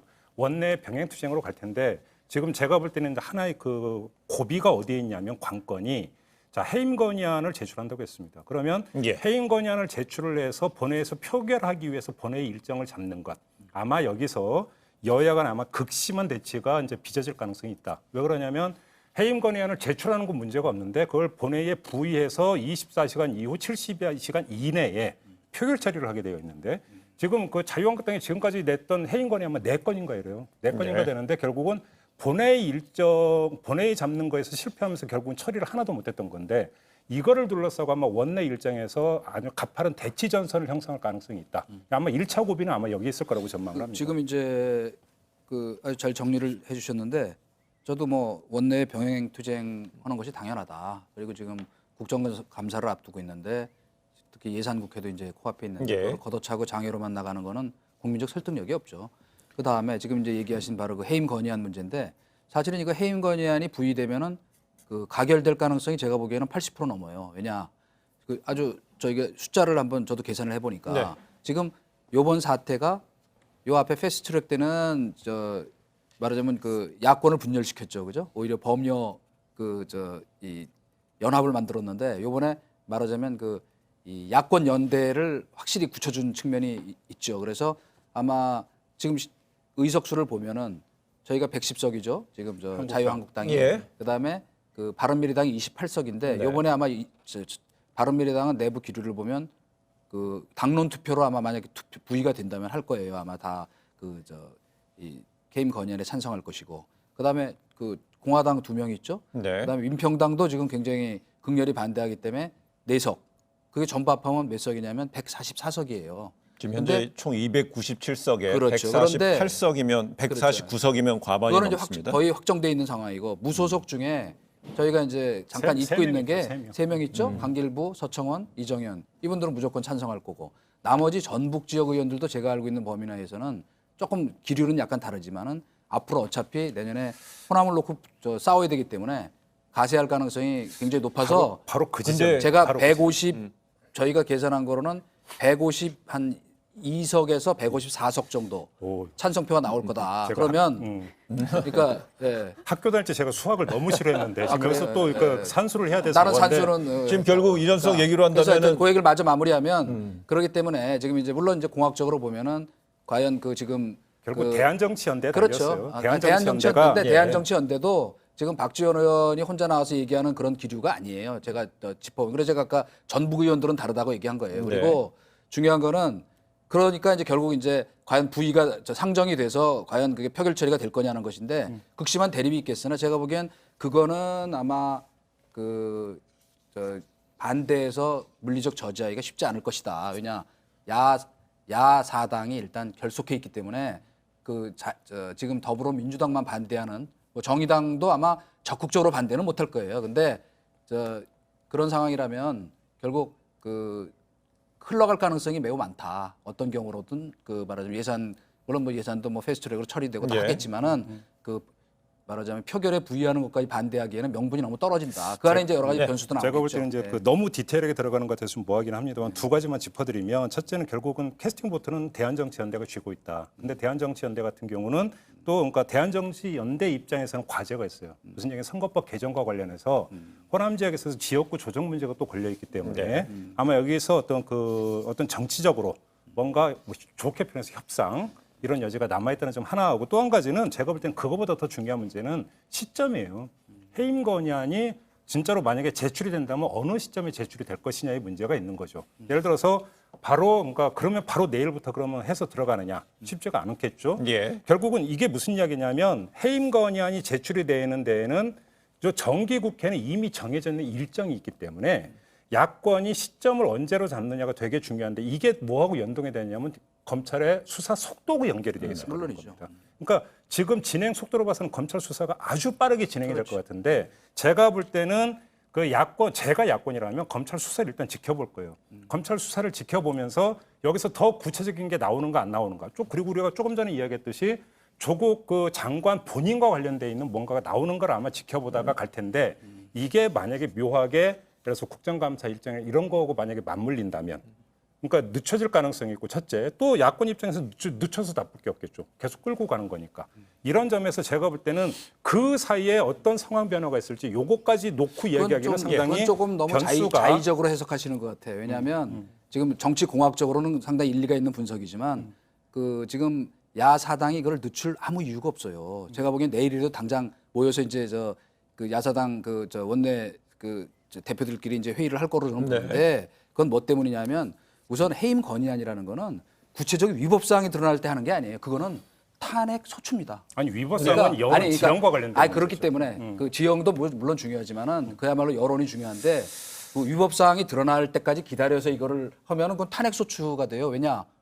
그때는 범법 사실이나 위법 사실이 드러날 때는 똑같은 의결 요건을 갖고 탄핵을 하면 대통령이 무조건 수용해야 돼요. 네. 그렇기 때문에 일단 해임 건의안을 추진하겠다는 거는 제가 보기에는 아주 빠른 속도로 할 것이다. 그리고 제가 보기엔 9월 안에 표결을 그 밀어붙이는 쪽으로 갈 것으로 저는 보고요. 그리고 그런 면에서 보면 지금 이 아까 얘기한 바른미래당, 평화당 뭐 전부 그 나름대로 굉장히 이 민심에 호응해서 이 약간 격앙돼 있는 상태이기 때문에 그 부분은 아마 쉽게 합의돼서 아마 그 밀어붙이는 그런 상황이 올 것이다. 아니, 중요한 건 밀어붙이는 게 중요한 게 아니라 여권에서 본회의 일정을 잡는 게 중요하다니까요. 이게 안 잡히면 물론이죠. 말짱 어떤 도라미타불이 되기 때문에 이 상황까지 가는 과정을 저는 제가 말씀을 그렇죠. 드렸던 거고요.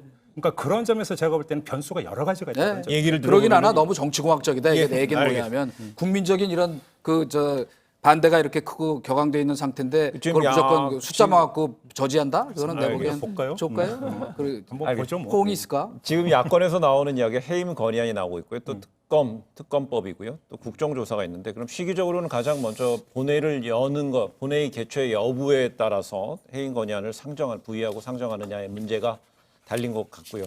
그렇다면 특검법 부분은 조금 해임 건의안보다는 그 야권에서 쓸 수 있는 카드로서는 특검법보다는 해임 건의안이 먼저일 가능성이 있다 이렇게 봐야 될까요? 그럴 가능성이 저는 있다고 봐요. 왜냐하면 특검 같은 경우에는 검찰의 수사를 믿지 못할 때 보통 하는 거잖아요. 근데 지금 검찰의 수사 내용을 보면 뭐 영향을 받거나 뭐 예를 들어서 살아있는 권력이라고 하는 지금 조국 법무부 장관에 대해서 수사를 이렇게 하고 있잖아요. 근데 특검법을 또 꺼내면 검찰로서는 상당히 실망스러울 거예요. 검찰 입장에서 황당하지 않겠습니까? 그러니까 수사가 만약 미진하거나 수사의 내용에 대해서 야당이 볼 때 믿을 수 없다거나 아니면 무슨 의심이 든다거나 이러면 이제 특검법 카드를 꺼낼 수 있지만 지금 당장 특검 카드를 꺼내는 것은 검찰이 수사를 제대로 안 하고 있다고 판단되면 그렇게 할 수 있지만 야당 입장에서 봐서 지금 상황에서 검찰 수사가 제대로 안 된다고 볼 가능성은 낮기 때문에 제가 볼 때는 해임 건의안을 먼저 만약에 낸다고 하면 낼 가능성도 있다고 봅니다. 특검은 야당이 아니라 여당이 지금 꺼내야 되는 거 아니에요? 도리어요? 특검법에 보면 정치적 중립성과 아주 공정성을 날카로운 분석이죠. 그거는 민주당에서 얘기해야 될 것 같아요. 특검은 그렇다면 이게 지금 정치 검찰이라는 거잖아요. 근데 아마 안 낼 것 같아요. 알겠습니다. 그렇다면은 오늘 민주당이 특검법까지 들고 나온다면요. 그렇다면은요. 그 지금 법조계 서초동은 법조, 그다음에 여의도는 국회라 따진다면 서초동 일각에서는요. 올 연말에 있는 검사장급 인사를 주목해야 되는 게 아니라는 얘기도 있습니다.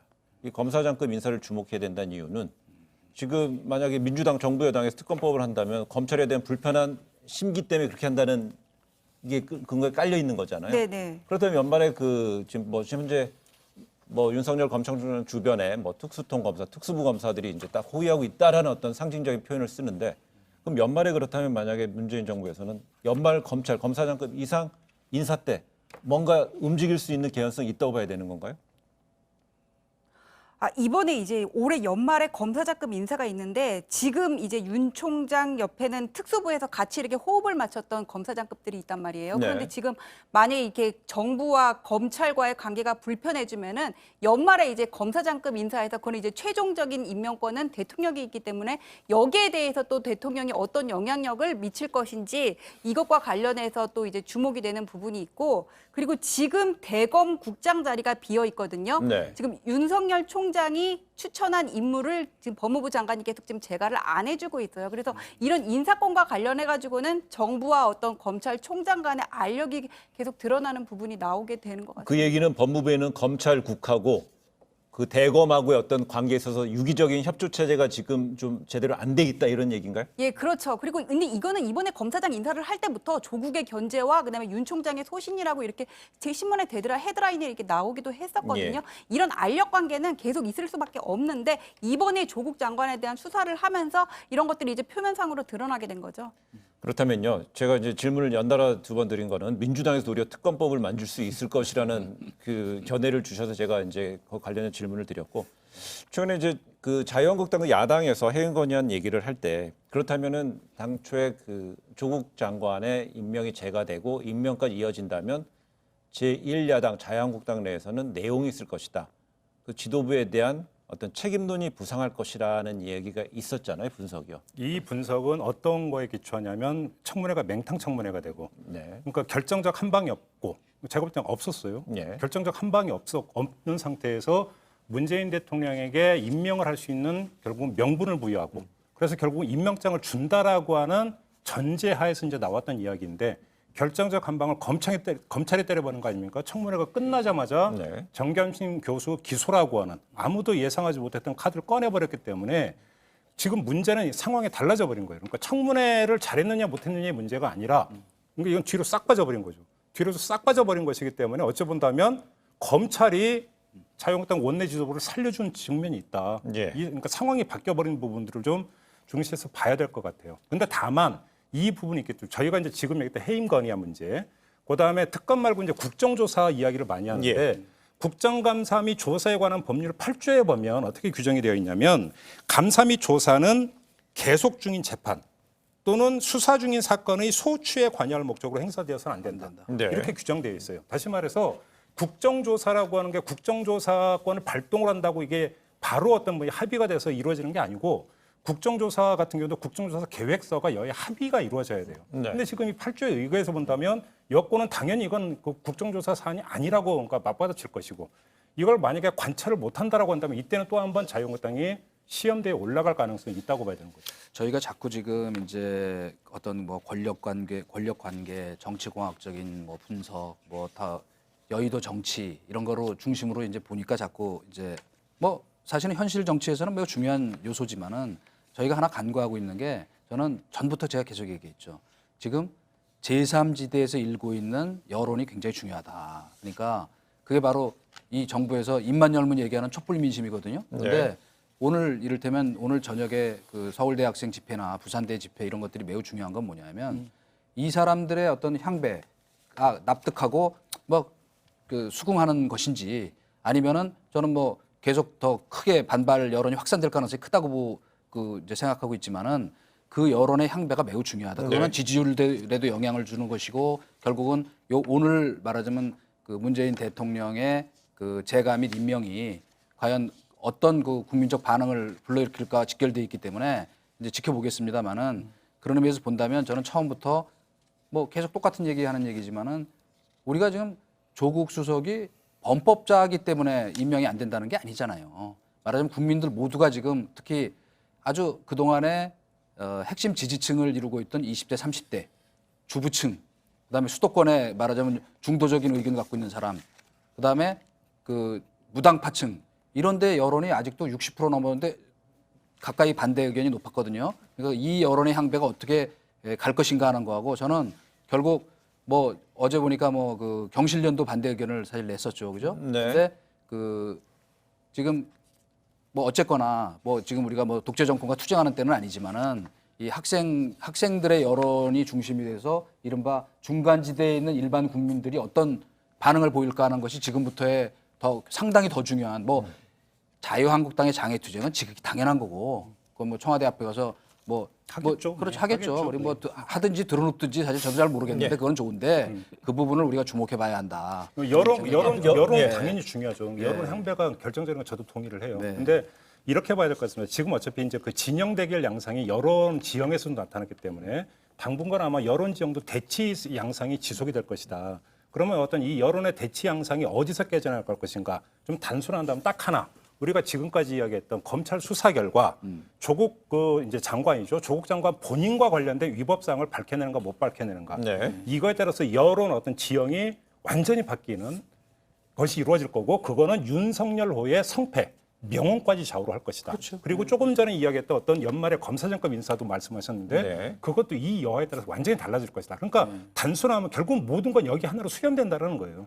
그러니까 검찰이 자기들이 결국은 자초한 거라고 저는 생각을 하지만 검찰이 이 상황을 끌고 왔기 때문에 모든 것은 이제는 검찰로 다 수렴되게 돼 있다. 이렇게 이제 정리를 해도 될 것 근데 같아요. 그거는 사실은 우리가 노상 얘기하지만 정말 2019년 대한민국 정치 비극이라고 생각하는 거는 어떻게 정치적 운명을 검찰에 맡깁니까? 아니, 왜 고소고발을 하냐고 그러죠. 그거를 지금 검찰이 자초했다 그러는데 사실은 이거는 검찰의 수사 이전의 문제거든요. 그러니까 우리가 자꾸 똑같은 얘기하는 거지만 그 국민적 분노의 근원이 어디 있는가를 알아야지. 지금 제가 처음부터 민심의 영리를 건드린다는 건 뭐냐면 어떻게 무슨 공정과 정의를 입에 달고 다니면서 그것도 15,000건이나 그분 말씀 다 주옥 같더라고 보니까 모든 자기 행동에 다 대꾸를 할 만한 말씀을 하셨는데 그런 반칙과 특권의 상징인 사람이 어떻게 법무장관 되느냐가 분노의 핵심인 거예요. 범법자니까 안 된다는 게 아니라고. 그러니까 그거는 이제 여러 번 사과를 하셨고 제가 볼 때도 그건 저도 동의해요. 일정 그게 뭐 부분. 사과해야 될 본인이 문제예요? 그러니까, 간도해야지. 그러니까 일단 본인이 한 행동에 대해서 네. 말에 대해서 사과한 부분이 있었으니까. 근데 저는 이렇게 생각해요. 여론이라고 하는 것이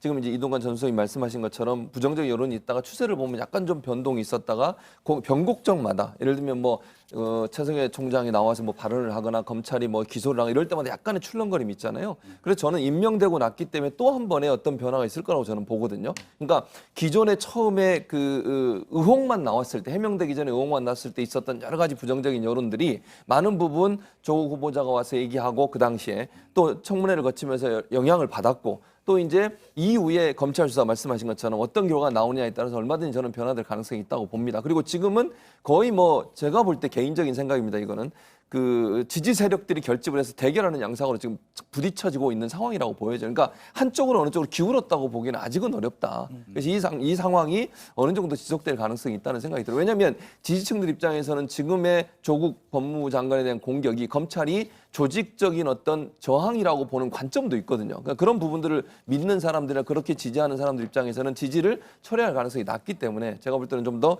이 대결 양상은 조금 더 지속되지 않을까 하는 생각이 듭니다. 근데 오늘 대통령의 메시지에서 보면은요, 그 조국 이제 장관의 배우자가 기소가 됐다 이런 사실은 이제 확인하셨고요. 또한 그 조국 장관 본인이 책임져야 될 명백한 위법 행위는 확인되지 않았다. 오늘 상황에서 이제 현실 인식을 그렇게 드러냈습니다. 그럼 저희가 이제 국민 여론에 어떤 요소가 작용을 크게 할 것인가를 보고 있는데 지금 김종배 평론가는 조국 장관 그 개인의 위법 행위가 없다면 국민 여론에 있어서 그닥 큰 위기 상황은 있지 않을 것이라 이렇게 저는 이해를 했거든요. 네. 그렇다면 만약에 지금 그럼에도 불구하고 배우자인 정경심 교수에 대한 그 범죄 혐의에 대해서 계속 다가서는 검찰의 움직임은 뚜벅뚜벅 속도를 줄이지 않고 있단 말이죠. 만약에 정경심 배우자의 문제가 만약에 지금 기소가 됐고요.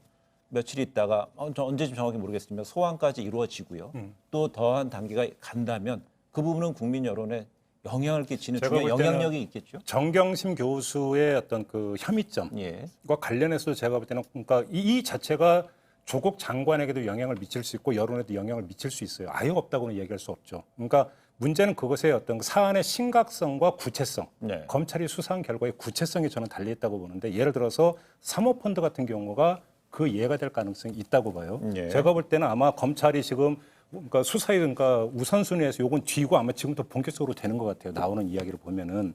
그런데 왜 그러냐면 사모펀드에 그 관련해서 정경심 교수가 어느 정도까지 관여돼 있는가의 문제와 네. 또 지금 예를 들어서 이게 지금 확인이 안 되고 있는 무슨 그러니까 속칭 얘기하면 어떤 그 조국 민정수석의 이름을 거론하면서 뭔가를 하려고 했다라고 하는 이거 확인되지 않은 부분인데요. 만약에 검찰 수사에서 이런 게 나왔다라고 한다면 얘기는 또 달라지는 부분이 있겠죠. 다만 문제는 제가 아까 드렸던 말씀은 문재인 대통령이 스스로 어떤 하나의 기준을 설정을 한 부분이 있다라고 하는 조국 장관 본인의 위법상. 예. 그다음에 또 한 가지는 여론을 갖고 제가 말씀드리면서 여러 차례 말씀을 드린 바가 있는데 특이하게 나타나고 있는 현상이 뭐냐면 문재인 대통령의 국정수행 지지도가 급격히 전혀 빠지질 않고 있다는 거예요. 다시 말해서 문재인 대통령에 대한 지지세가 거의 아주 콘크리트처럼 결집되어 있는데 이 부분이 하나의 버팀목 역할을 할 수 있는 부분이 있다. 이렇기 때문에 여론의 향배라고 하는 게 조그만 걸 가지고 확 뒤바뀔 가능성은 별로 없고 그런 점에서 아주 큰 건 그게 지금 말씀드린 그거죠. 조국 장관 본인의 위법상이 나오느냐 아니면 조국 장관 부인의 위법상이지만 이것이 누가 보더라도 조국 장관과의 상관성이 있다고 볼 수밖에 없는 그런 혐의점이 나온다면 상황은 달라질 수는 있겠죠. 아, 근데 지금 이제 우리 김평론가 얘기 들으면서 다시 한번 느낀 게 뭐 그런 기준점이 계속 낮아져. 그러니까 무슨 도대체 어디가 그런 마지노선이야. 나중에는 콘크리트의 기준점 말씀하시나요? 아니 콘크리트가 아니고 그러니까 아니, 조국 위법상, 조국 본인의 장관이 위법상. 그만둬야 될 기준이 도대체 인사 기준. 뭐냐 이거예요. 그러면 나중에 이럴 것 같아. 구속돼서 그러니까 무죄 추정의 원칙에 따라서 구속돼서 확정되기 전까지. 범죄가 확정되기 전까지는 무죄 추정이니까 장관직 유지할 수 있다. 뭐 이런 논리까지 가지 않을까요? 왜냐? 지금 그동안에 한번 온 걸 봐봐요. 자, 처음부터 다 아니라 그랬어. 말하자면 의전원 가는 그 논문, 대학 가는 뭐 논문 뭐 그런 거 나는 관여한 적 없다. 정상적으로 다 발급받은 거다. 그래서 제가 요새 무슨 생각이 딱 드냐면 이게 지금 바로 그 큰 거짓말 이론을 그대로 지금 이 사람들이 실천하고 있구나. 예. 뭐냐? 그 유명한 괴벨스가 했던 3대 원칙이에요. 첫째, 거짓말도 계속하면 사람들이 믿게 된다. 둘째, 절대로 자기의 잘못을 인정하지 마라. 세 번째가 뭔지 아세요? 끊임없이 혼란을 조성하라. 자꾸 이를 뭘 만드는 거야. 근데 지금 여기 보면 다 그대로야. 거의 우리 상식의 기준에 보면 조국 후보자도 거의 거짓말 선상에 가는 얘기를 계속 해왔어. 자기네 자기 의혹, 그 딸 지금 심지어는 제출된 지금 인턴 증명서가 거의 다 도용 내지 위조됐다는 의혹이 거의 심증으로 보면 확실하잖아요. 그죠? 그러니까 이런 면에서 본다면 제가 왜 자꾸 상식과 경험칙을 얘기하냐면 이 동원을 해서 자기 지지층을 하는 정치라는 게 그 과거에 말하자면 그 대중 독재하던 정당들의 전형적인 전매 특허예요. 그러니까 그렇게 가면 안 된다. 그래서 제가 항상 중간에 있는 사람들의 여론, 저 같은 경우도 경우 있게 잘하는 건 지지해주고 싶어요. 그런데 도대체 그러기에는 너무나 어처구니고 황당한 논리를 갖고 계속 지금 제가 다음 시간에 한번 해볼게요. 이 기준선이 한 5번은 뒤로 물른 것 같아. 전선은 다음 시간에도 이 얘기 하려고요. 그만할까요? 좀 쉬어갑시다. 아니 지금. 근데 문제는 이동관 전 선생님 계속 이제 상식 얘기하시고 이제 그런 얘기를 하시니까 그러니까 이게 문제는 뭐냐면 아직까지는 그러니까 예를 들어서 의혹 말씀하셨잖아요. 맞아요. 의혹이 많이 있었죠. 근데 그게 실제 증거를 가지고 사실로 확인된 건 아직 없어요. 현재까지는. 아니 그러니까 저는 이제 네. 한 가지 궁금했던 게 네. 청문회장에서도 계속 질문이 나왔었는데 그럼 부인이 기소되면 간두겠습니까? 대답 처음엔 법적 책임을 져야죠 그러더니 그것도 임명권자에게 달렸다고 이제 답을 안 했어요. 그러면 부인이 구속되면 책임질 겁니까? 그러면 그것도 아니고. 근데 부인이 구속됐는데 당신이 만약 연루된 의혹이 있어 검찰 조사를 받아 그만둘 겁니까? 그것도 뭐라 그럴지 아니, 그러니까 모르겠어요. 근데 지금 조사를 받아도 무죄 추정의 원칙이니까 그건 장관직 그만두면 안 된다. 내가 임명권자 뜻에 임명권자 간두라래 간두겠다. 근데 나중에 재판에 회부됐어.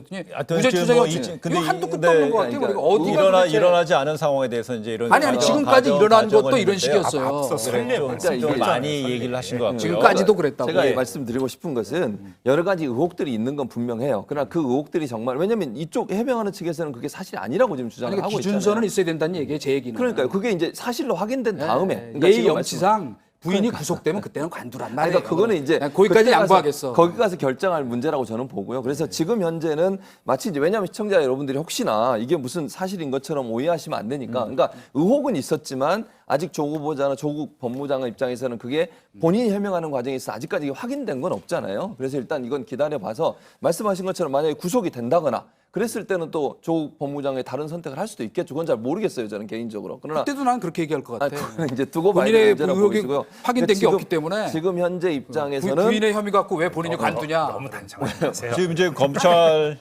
이게 흥분을 예, 하시는 책임질 게 거예요? 만약에 왜 최고, 왜 그 최고. 위법이 드러나면 그 논리라면은 모든 청문회 후보자에 대해서 다 검찰 수사해가지고 위법이 드러난지 안 드러난지를 근데 봐야 앞으로 돼요. 그렇게 해야지. 그러니까. 청문회라는 게 원래 정치적인 그러니까 검찰이 간 게 잘못된 얘기라는 거죠. 그게. 아니 검찰이 간 거는 오죽하면 그럼 검찰이 수사를 하겠어요. 그러니까 지금 반대로 얘기하면 지금 동일한 개념이 만약에 오죽하면. 지금 자유한국당이 정권을 잡고 있는데 후보자가 나왔는데 아니 이쪽에서 의혹 후보자를 추론해서 지명을 한 게 잘못된 거 아닌가요? 아니, 그건 검찰이 아니지. 수사를 한 게 잘못된 아니 게 아니라 검찰이 수사는 그러니까 지금 그 전지현 변호사 얘기하셨듯이 이게 검찰이 수사를 해가지고 하게 만든 건 고소를 하는 거잖아요. 상대방 측이. 그럼 반대로 얘기하면 자유한국당에서 만약에 정권을 잡아서 후보자를 누구를 임명했는데 야당 의원들이 그래도 이제 더불어민주당 야당이라고 가정을 하고 막 고소를 해가지고 그걸 수사를 해가지고 이게 또 청문회에 영향을 미치는 요소 이렇게 작용하는 것이 과연 그러면 바람직한 태도냐 하는 부분에서 우리가 고민해볼 지점이 있다는 거꾸로 거죠. 저한테 이걸 한번 물어봐 주세요. 제가 인사추천회에 들어갔어. 지금 네. 조국 후보 같은 상황이 발생했어. 그러면 저는 이렇게 얘기했을 것 같아요. 제가 관두겠습니다. 대통령한테. 이게 말이 됩니까? 이렇게 국민적 의혹이 무성한 사람을 시켜가지고 어떻게 우리가 그 여론을 수용해서 공정과 정의를 얘기하면서 살 수 있겠냐고 저는 그렇게 했을 것 같아요. 제가 정말 무책임해 가는 소리가 아니에요. 이런 정말 세상에 없는 나라 같아요. 이런 헌정사상 없는 후보자라니까 정말로. 근데 오늘 보면은요, 그 진영 논리로 정치권 가만히 일각에서는 아니에요. 이렇게 얘기를 했습니다. 오늘 오전에 강기정 청와대 정무수석이 그 이해찬 더불어민주당 대표를 만나러 여의도를 갔을 때 이미 그 임명 이후에 재가와 임명 이후에 대야 전략에 대해서는 어느 정도 의견을 나눈 게 아니냐라는 생각을 했고요. 저희가 지금 여당 얘기를 지금 빼놓고 여기까지 해봤는데 그럼 여당의 반응, 여당의 대응 방향에 있어서는 그 자유한국당은 원내외 병행 투쟁을 할 것인데 그럼 여당은 어떤 쪽으로 가야지 효율적으로 지금 야당에 대한 대응 전략이 될까요? 여당 입장은 분명한 것 같은데요. 일단 어제 이제 그 비공개 최고위원 회의가 끝난 다음에도 이제 제가 좀 막 전화를 말을 많이 아끼더라고요. 무슨 얘기냐면 대통령 인사권 문제다 보니까 이제 말을 아끼고 다만 검찰 수사에 대해서는 확실하게 얘기를 해요. 그래서 이야기를 하는 게 여권 얘기를 이제 간단히 정리하면 해라.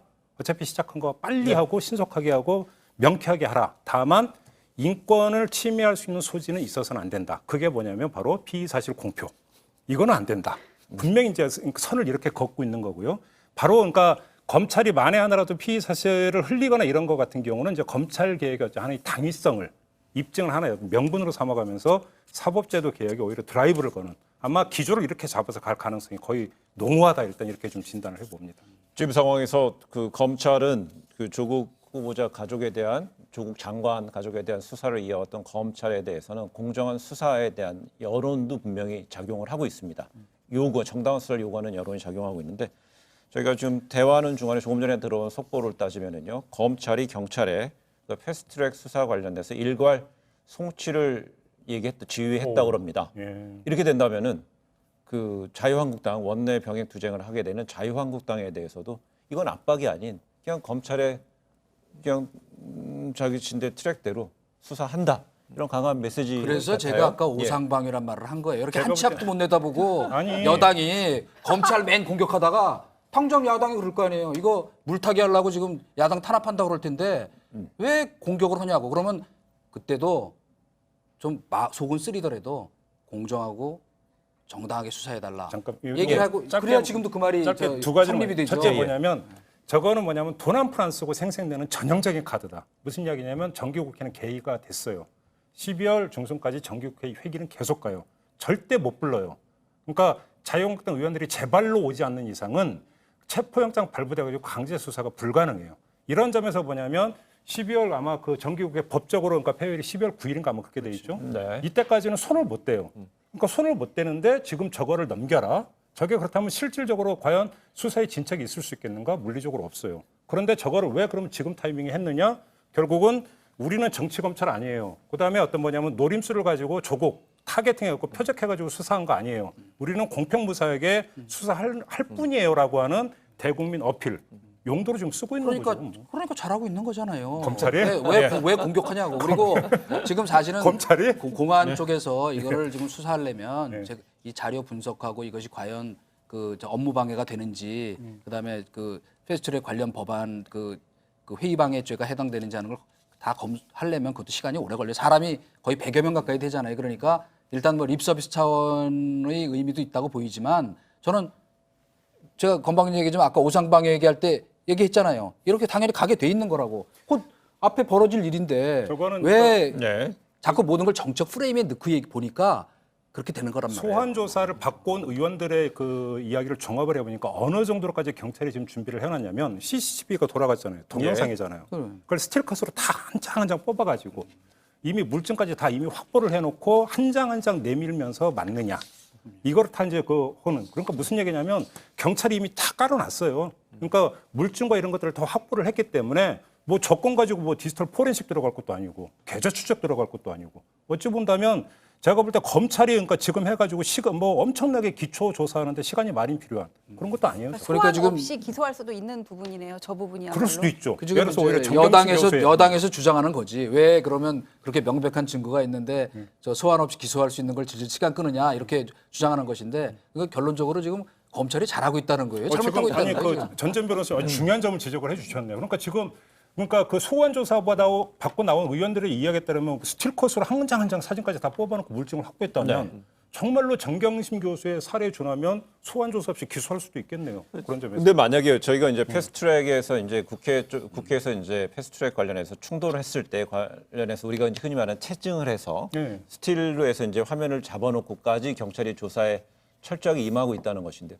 과연 검찰이 이 관련해서 일괄적으로 수사 자료를 검찰로 넘기시오. 우리가 검찰에서 수사하겠소. 이렇게 됐을 때 만약에 거기서 소환되는 자유한국당 의원들이 수십 명이 소환돼서 갑니다.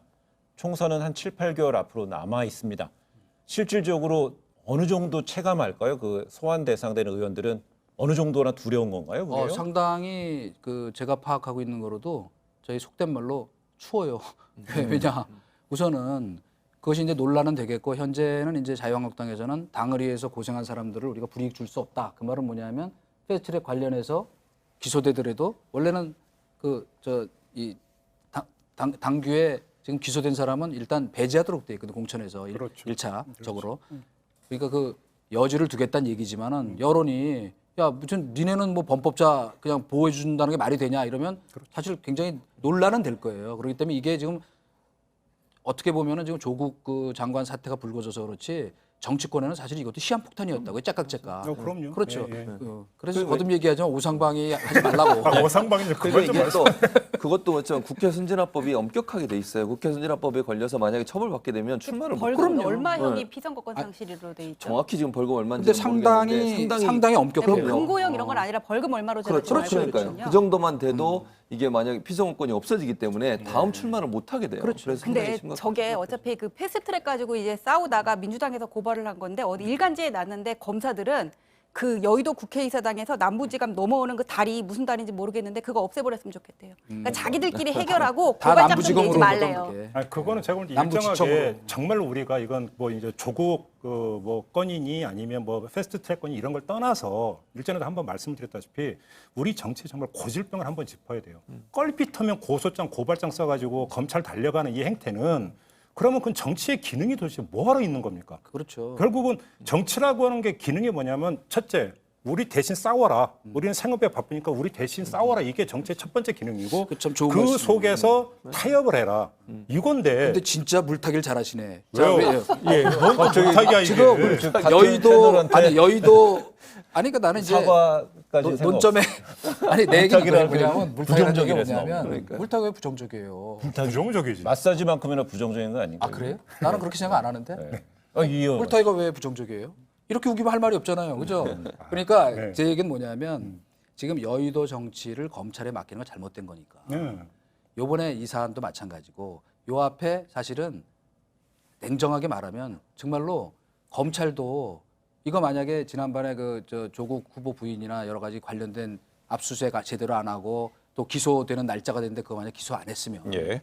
지금 무슨 욕을 먹고 있겠어요. 그러니까 검찰을 놔두라고 자꾸 이러니 저러니 비판하고 아니, 잠깐, 논리가 어떻게 또 그렇게 아니죠. 가요? 그러니까 그게 내가 보기에는 아주 검찰이 정치적인 사안에 마치 손대는 자체가 잘못된 것처럼 얘기하면 안 되고 어차피 손을 댈 수밖에 없을 때 공정하게 하라는 거 아니에요. 그런데 이쪽 할 때는 무슨 하지도 않은 피의사를 공표했다고 그냥 뭐 온갖 비판 다 하고 뭐 아니, 심지어 무슨 제 얘기는 정치권에서 이제 검찰청으로 그만 좀 달려가라. 이 알겠습니다. 그래서 얘기 들어보면은요, 이런 고질적인 병폐를 말씀하시고 이전 수석은 아까쯤에 전주현 변호사의 어떤 진단처럼 특검법을 도리어 생각할 수 있는 거는 더불어민주당일 수 있다는 어떤 의견을 공감을 표시한 것 같아요. 좀 농담으로 얘기하신 근데 거지. 저는 이렇게 생각해요. 네. 이제 아까 그 우려하신 그 부분에 대해서 저도 가능한 한 정치권이 검찰에 대해서 얘기 안 하는 게 좋다고 생각해요. 근데 오늘 대통령의 발표를 보면 대통령께서는 검찰에 전혀 어떤 뭐 비판을 하거나 압력을 하는 그럴 생각이 전혀 없다고 저는 보여지거든요. 근데 이제 문제는 뭐냐면 정치권은 항상 그랬어요.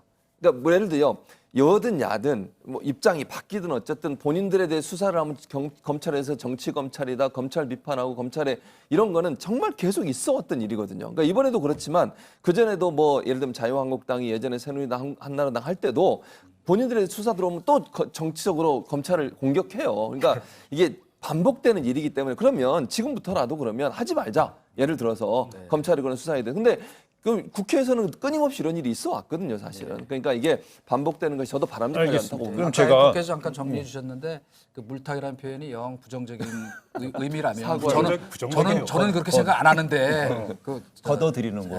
알겠습니다. 철회하겠습니다. 감사합니다. 저 뭐에 물을 타보세요. 맛이 하나도 없어요. 그래서요. 그거예요. 지금 앞으로 보게 되면요. 지금 저희가 자유한국당 얘기를 했었습니다. 리더십이 좀 흔들거리고 리더십의 책임론도 있지 않을까라는 얘기를 했었는데 그 반대편에서 같이 크게 싸웠던 더불어민주당에서도 이해찬 당대표를 정점을 해가지고 강하게 전투력을 보이지 않았습니까? 그래서 오늘 조국 법무부 장관 임명 관련된 전국에서 한번 우리 시청자 여러분들한테 뭔가 좀 해안을 드리기 위해서 가장 최대 승리자가 누굴까? 패배자는 누굴까? 최대 수혜자는 누굴까? 좀 어떻게 보세요? 최대 먼저 승리했다? 국민은 참 힘들었습니다. 지켜보기에. 많은 분이 힘들었다고 그러는데 승리자가 있을까요? 방송 나오는 저도 힘들었습니다. 예, 지금 우리가 한 달 넘게. 한 달 내내 지금 이러고 근데 있어요. 국민 여러분이 힘들지 가장 않았어요? 힘들었을 것 같고요. 말도 그렇죠. 말할 것도 없고. 그럼 제가 볼 어떤- 때는 지금 여기서 승리자 패배자를 지금 가리기는 좀 빠르지 않을까. 예. 왜 그러냐면 아까도 제가 말씀을 드린 것처럼 여론 지형부터가 지금 대치 상황에 있기 때문에 누가 승리했다 패배했다를 이야기하는 것은 좀 아직은 좀 이른 네. 것 같다는 생각이 좀 들어요. 네, 저는 뭐 개인적으로는 그래도 굳이 얘기한다면 그 검찰이 제일 승리했다 이렇게 생각합니다. 네. 왜냐? 그 우리 정말 이 검찰의 그 막강한 힘, 이 전국을 들었다 날 수 있는 힘을 아직도 검찰이 갖고 있다는 것. 근데 그건 거꾸로 아까 그게 사실은 자기 무덤 파는 것일 아니 수도 좋은 있어요. 말씀이에요. 근데 사실은 그거는 사실 정치권의 책임이 지대하다. 오늘 이런 상황을 초래한 거는 그러니까 그거는 정치적 발의에서 얼마든지 해결할 수 있는 거를 청문회에서 낙마시켰으면 검찰 수사까지 안 가도 되잖아요. 네. 모든 걸 검찰 수사에 또 맡겨야 되는. 그래서 대통령이 또 오늘 하면서 저렇게 또 성명까지 발표하게 하는 이건 사실 정치적 부재의 아주 표상이죠. 그러니까 그 최대 피해자는 진영 정치다 이렇게 얘기하고 싶어요. 네. 예.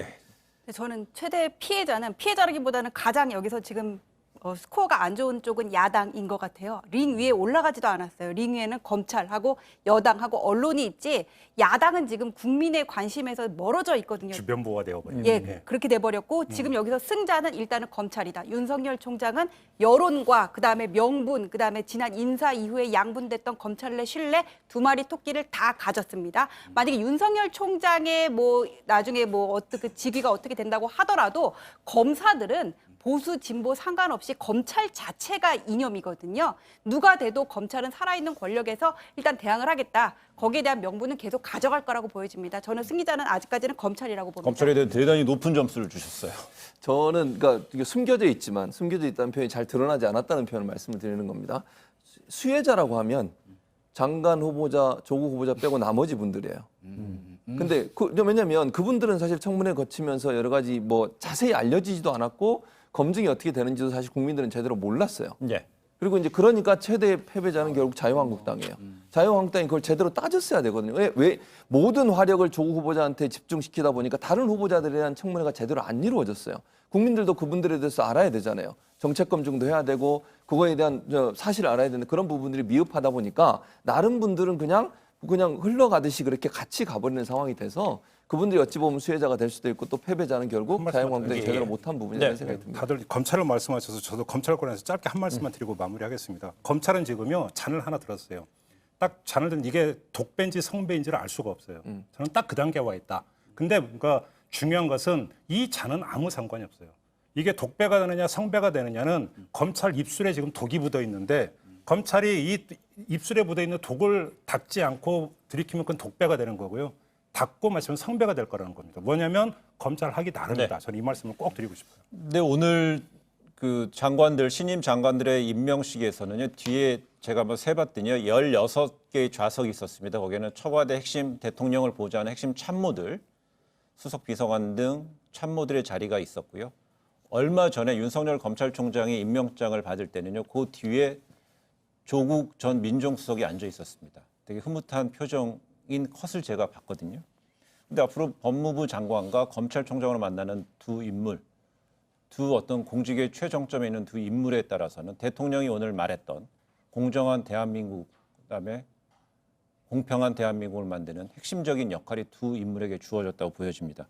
우리 국민 여론은 어떻게 움직일지는요. 오늘 대통령의 대국민 메시지에서 많은 부분 느끼고 그게 영향력을 좀 강하게 행사할 것으로 보여집니다.